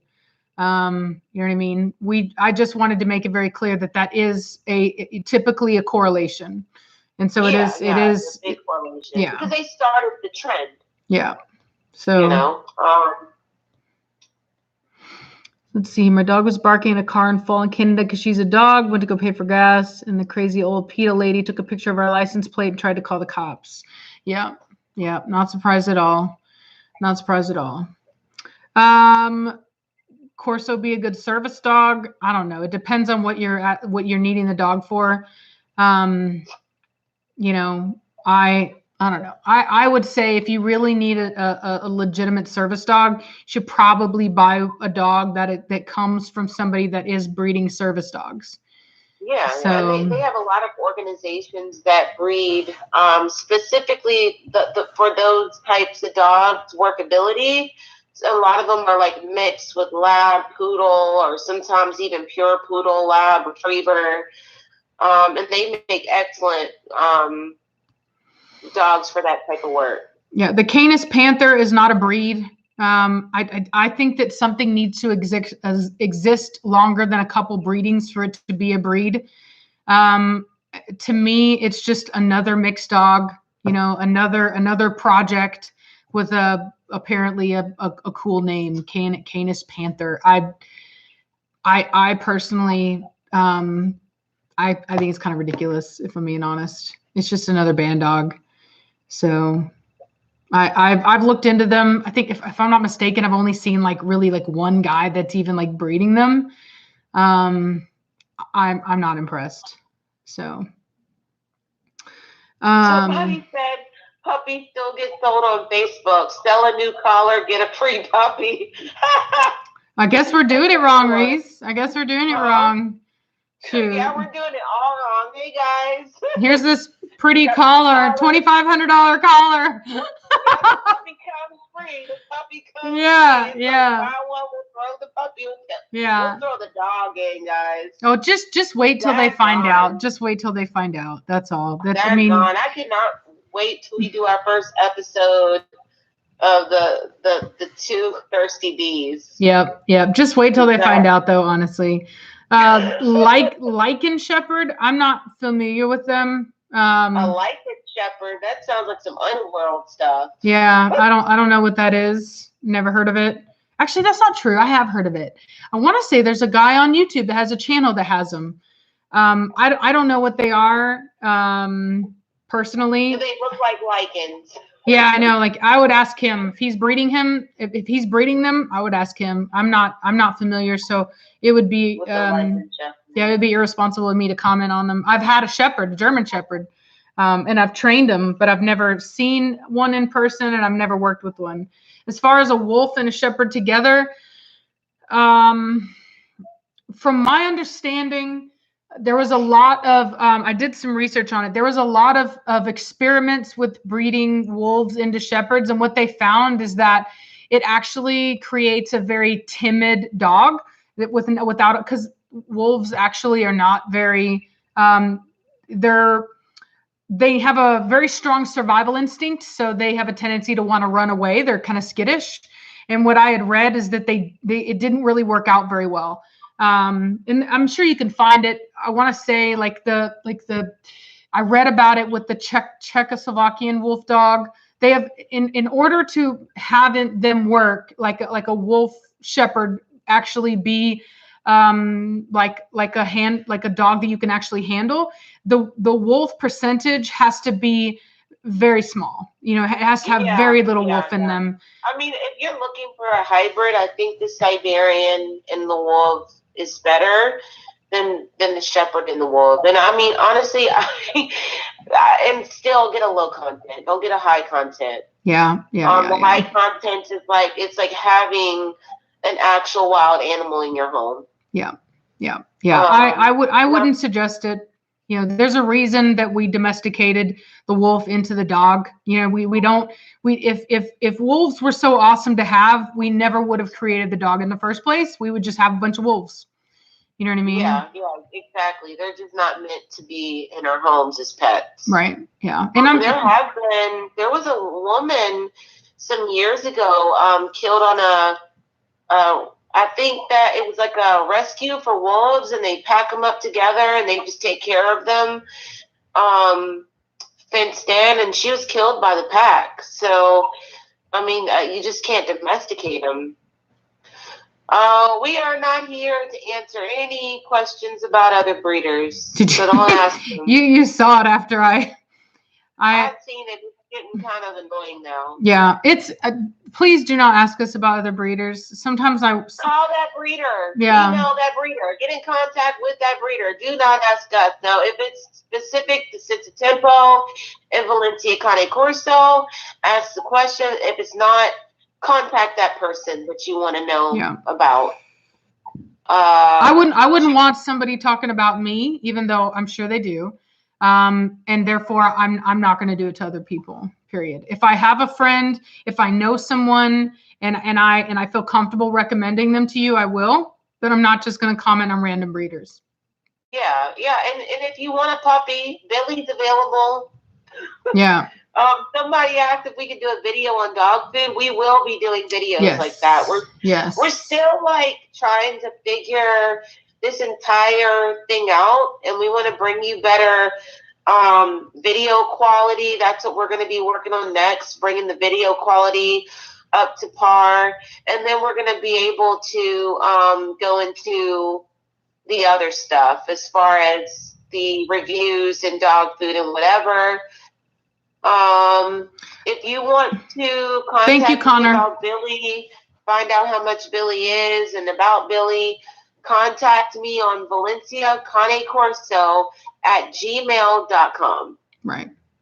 And then as I saw.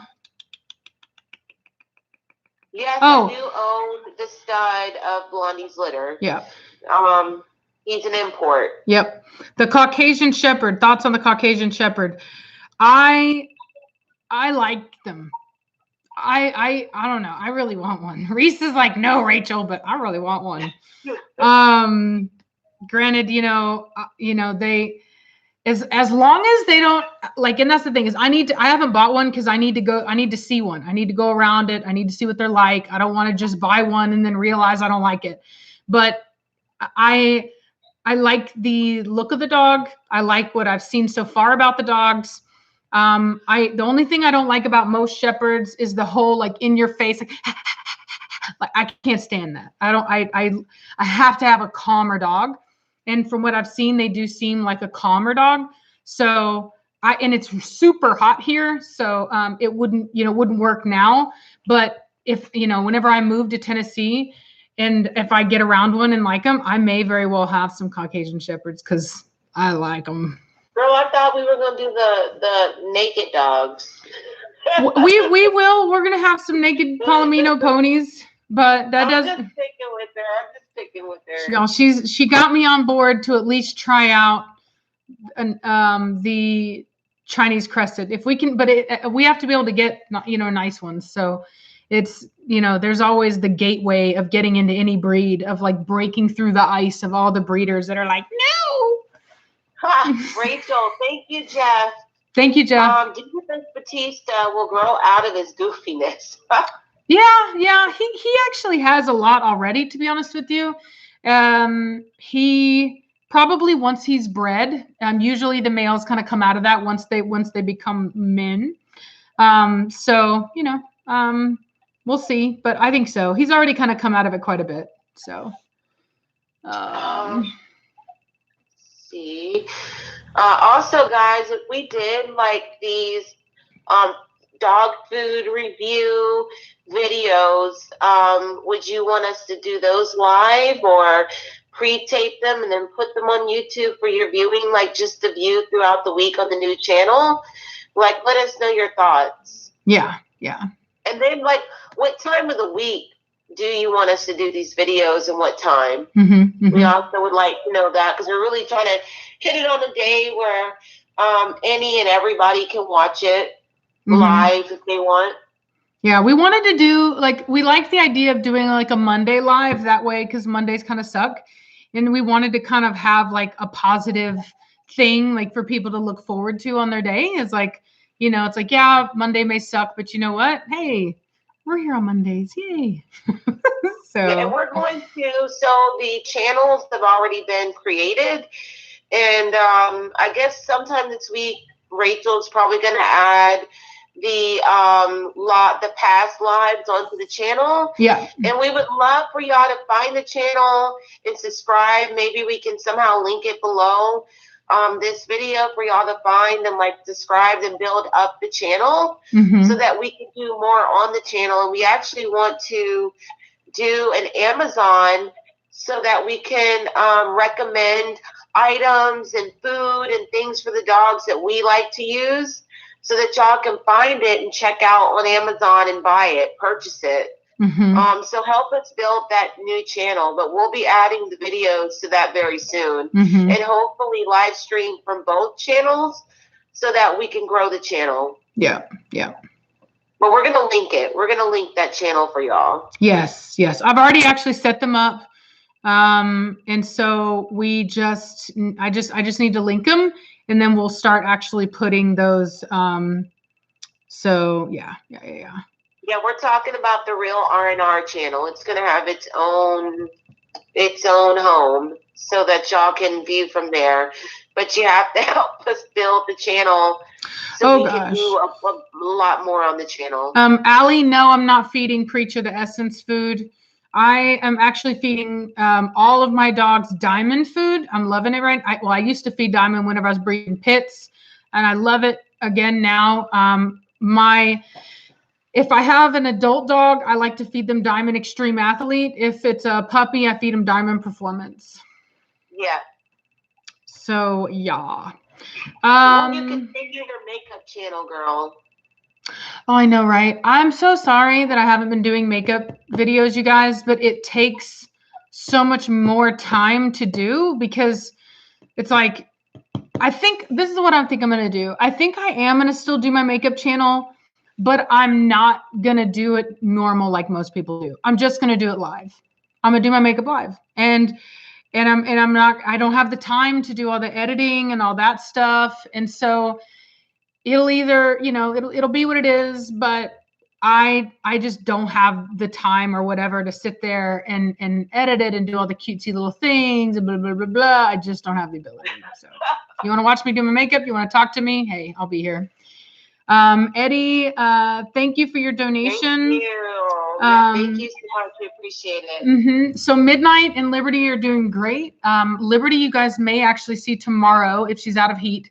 The woman who has her, she is going to be the one who's going to actually watch my dogs for me whenever I'm gone or doing something. And then I got a picture of Midnight recently, and she was playing in snow. It was her first snow ever. And the guy who has her just loves her to pieces. And so it's a really beautiful thing. I have to say, like, every dog that I've had to place has, even though it's hard for me, they've all have really beautiful homes. I can't tell you how thankful I am about the community that I have here that gives me the ability to be very scrupulous in who I send my dogs to. And they've already have like this kind of love for the dog because they've watched the dog and they've interacted with them. So I think even though people get sad about me having to place dogs, overall, my dogs get to go to these amazing homes where people actually really, they already know them. They watch them grow up. They know how they are. They know things they like. They know phrases that I say. It's a really beautiful thing. And I'm so appreciative, and I just feel like it's an amazing community. And I can't thank you guys enough for being there to give my dogs wonderful homes whenever things don't work out.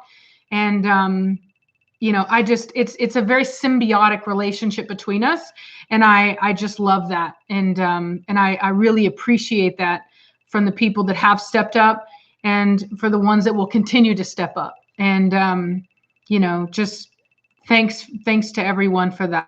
It's much appreciated.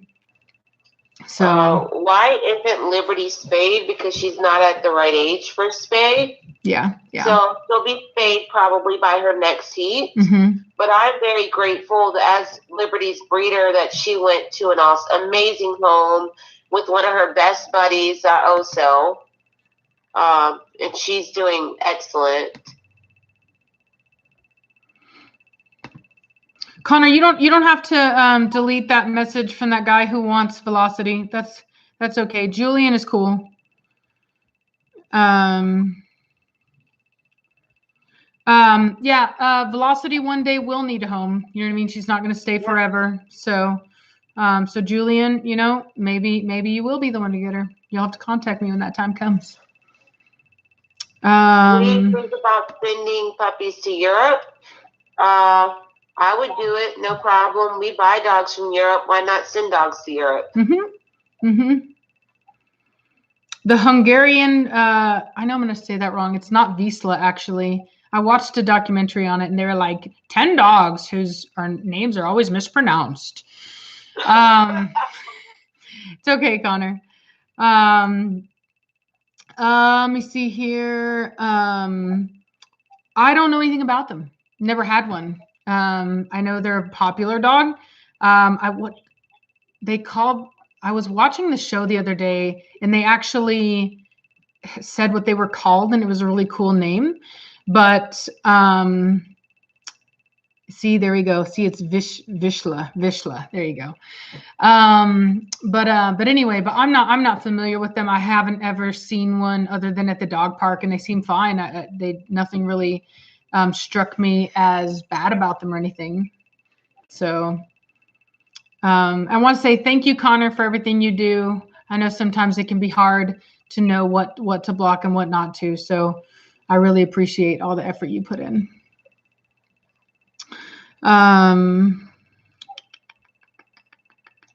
Okay. How about Scout? How is he? Love from Sweden. I haven't heard anything about Scout, actually. He's the one dog I haven't heard anything about. But I'm sure he's doing fine. Reggie, dog park. Yeah, I will be doing some videos. Dog park. I actually almost went a couple times. Yeah. The thing is that I can't go right now because I have these puppies and they're unvaccinated. And so it would be really irresponsible for me to go to a dog park, because even if I was just walking around and I track something in my feet, it just, I don't want to take the risk.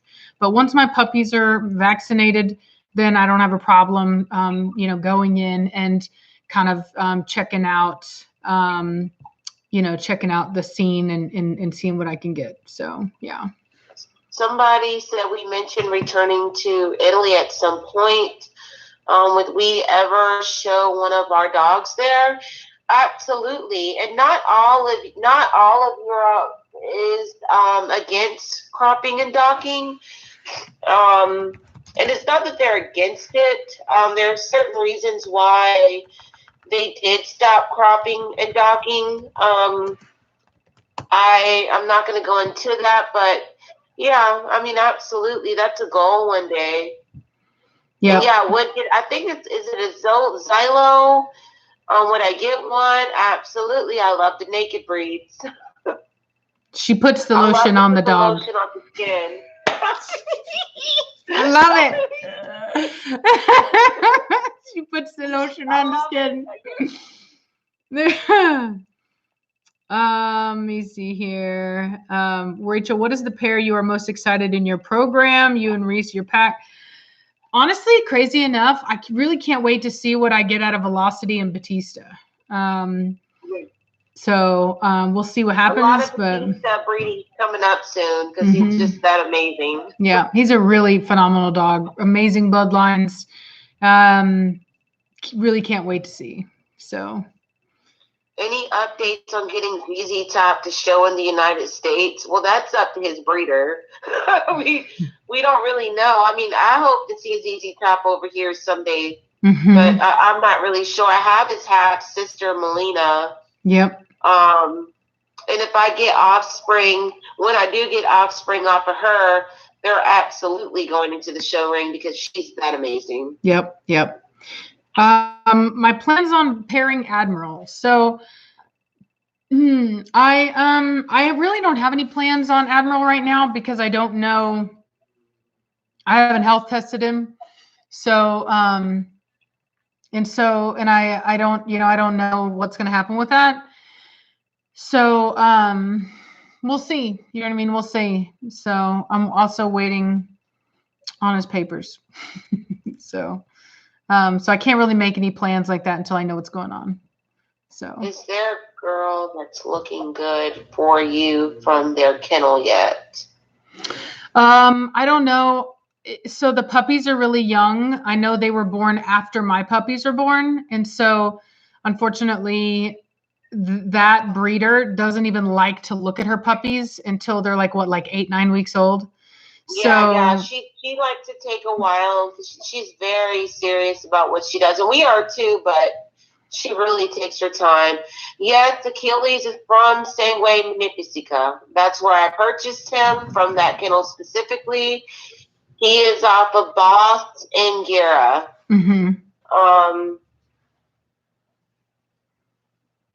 Lena is black, and she has some white on her chest.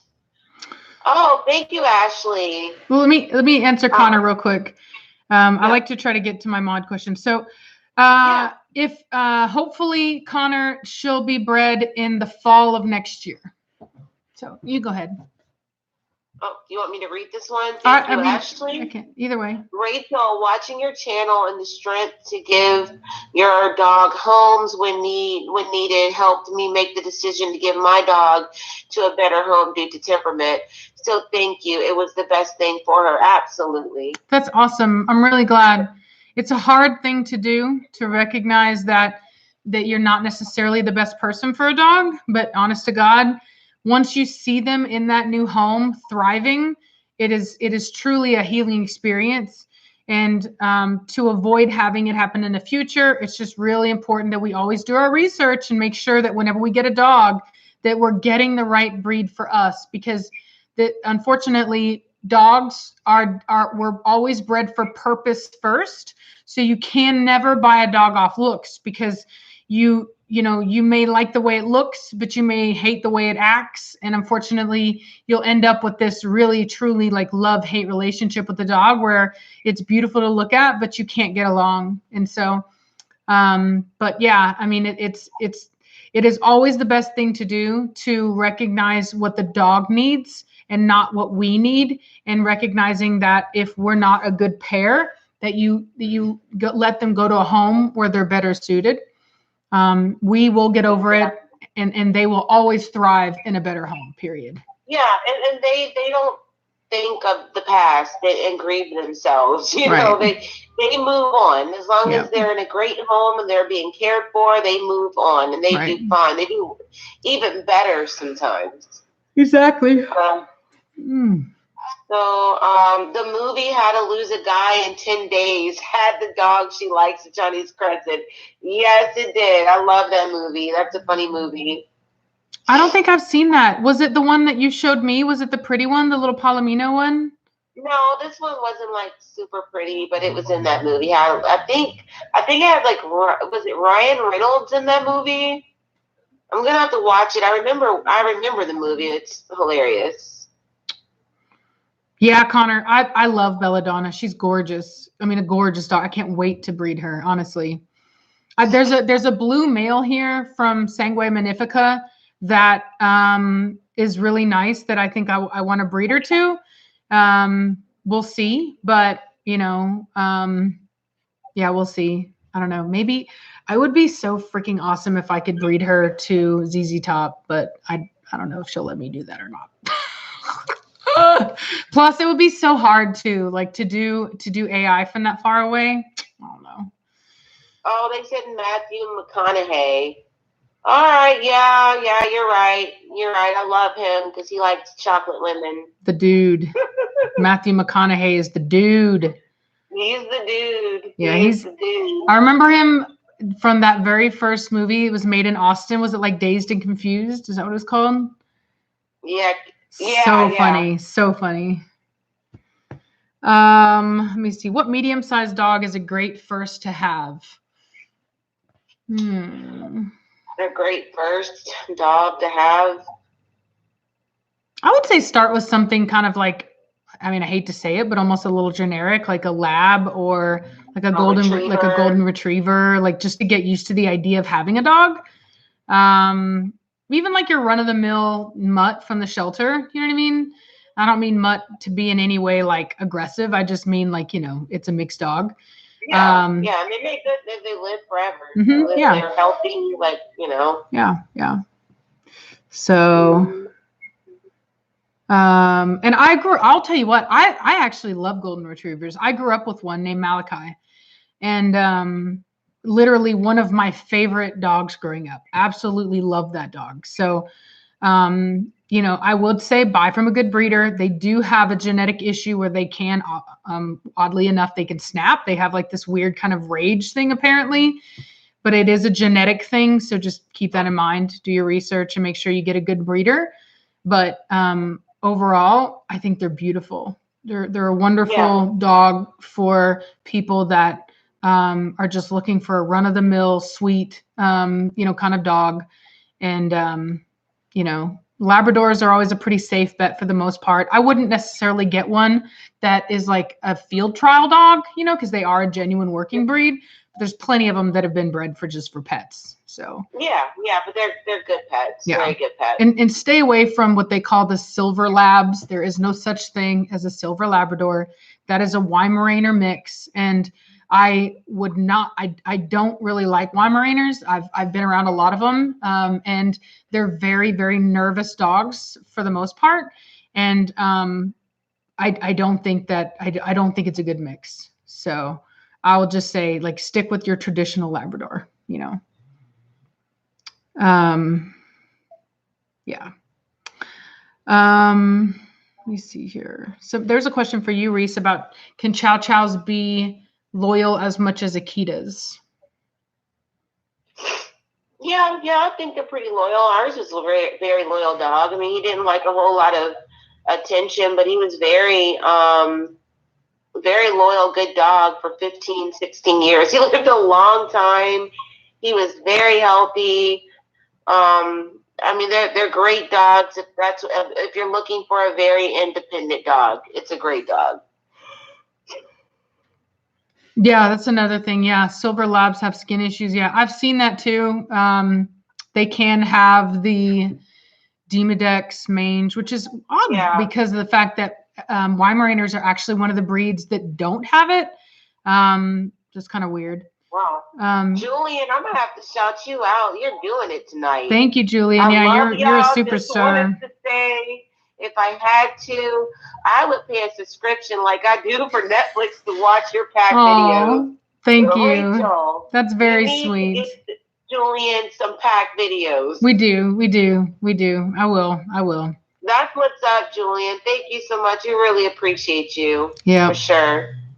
Yep, we do, definitely. And I will get more pack videos out, you guys. I couldn't go out today because my fence is actually being built right now. And so they actually cemented the posts in, and I didn't want, my dogs have a really bad habit of like running around and knocking things over. And I think they actually do it on purpose. And so I don't want them like destroying their hard work. So I couldn't take them out today. I had to take them like one by one in the front. So, but yeah. You guys know me. I'll always have a pack until I'm too old to have one, until one of them knocks me over and I break my hip and I can't get up. Call Reiss. Reiss, I'm falling and I can't get up.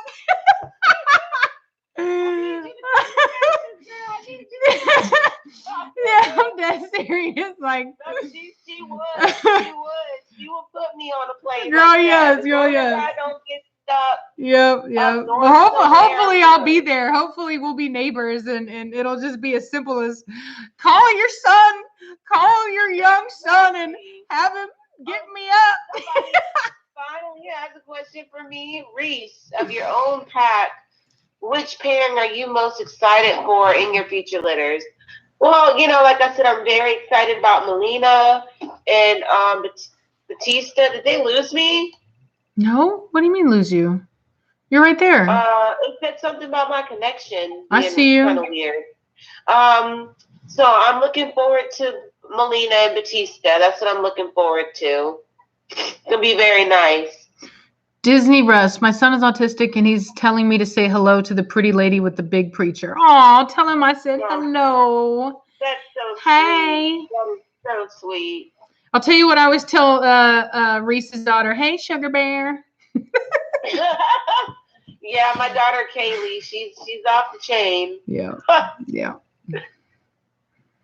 Mobile gamer. That's my daughter's nickname when she was a baby. I call her, "Did my little sugar bear."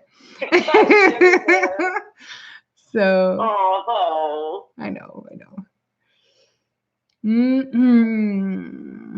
I want to see your dog's Reiss. Like, like I may do it for the fans of this live stream. I might do a little pack video for y'all and have Rachel post it on Sense of Tempo. Yeah. Claire Gates, thank you for your donation. What are your thoughts on puppy culture training? I want to say, isn't puppy culture a program? I could have swore. Yeah. Okay, so go ahead, because you probably know more about. I don't know about it, so you'd have about the puppy culture. Yeah. I mean, it's like a lot of desensitizing and stuff like that. I'm for it. It's great, it's good. Yeah, I'm not familiar with it, unfortunately. Connor, yeah, I'm not gonna lie. Batista he probably wouldn't knock you over, but he would definitely like get in your lap. He's ridiculous. He's a fool. He thinks he's a baby. He got Rachel and I locked out of the hotel room one night. God, you guys, you can go ahead and tell them the story.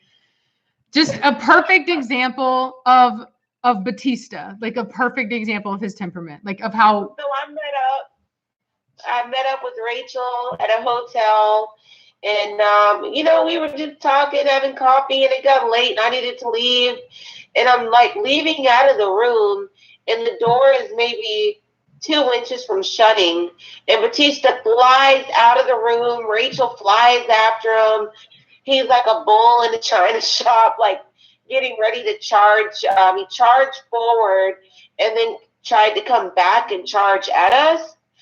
And I think I ended up getting him by the collar. Yeah, he was just playing. You know what I mean? Just running around playing. Playing. Yeah, literally. I mean, it's just a smile on his face the entire time. Yeah. And then I'm like, all right, Rachel, I'll see you. And then she's like, girl, I'm locked out my room. Yeah, literally. I had like, you know how it is when you're saying goodbye to somebody, and I kind of had the door a little prop, like with my foot like propped open. He pushes it open, runs out, runs to the end of the hallway, tries to run all the way back. She's able to catch him. I mean, he's a funny guy.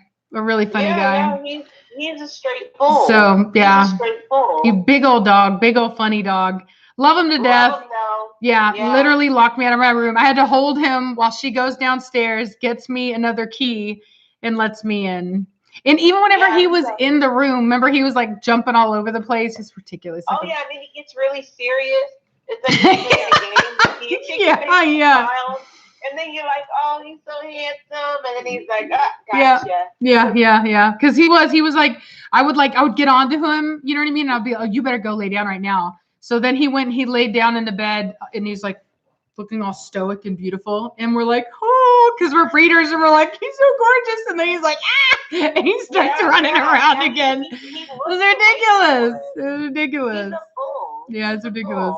And he was a baby. And if y'all think he's a fool, like, I'm gonna do that video. Hopefully before Christmas I'll get a video so y'all can see mine, because they're off the chain. Which one? Jade and oh god, yeah. Off the chain. Yep. Off the chain. Yep. So I'm honestly getting a little tired. I have a long day tomorrow. Yeah. So I should probably jump off. It's 10 o'clock here, so. Yeah. Oh, thank you so much, Reggie. Hey, Rachel, how about a blue bishop colored pup? What do you mean? Well, I don't have any now or anything like that, but I will say the male that I'm looking at from that is in the States from Sangue Magnifica, that dog is that color. Now granted, I'm not one to choose off color. The reason why I like that dog is because he's just a good looking dog. He's in the States. There's not really many Sangue dogs that are here in the States that are actually breed quality. So that's. But we don't breed for color. Yeah. So if you're looking for a specific color, we're not going to be the ones for you. Yeah. I mean, just to sell off a very specific color. And as for Bishop, he's doing very well.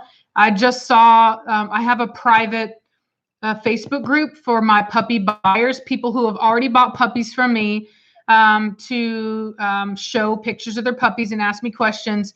And he looked really good. He's in a loving family. So yeah. But guys, it's like late, and I think we're gonna go to bed. It's almost 10 here. I gotta take my face off. I gotta go to bed. I got a long day tomorrow. Thanks, guys, for viewing, and thank you for all the love. Yes, you guys, thank you so much for the support, and for the love, for the questions. We're gonna link y'all some stuff in the description so that y'all can get to the new channel. Please subscribe and give us your full support, because we'll need like and subscribe. Like and subscribe. So, all right, guys. Good night. Good night, y'all. Bye.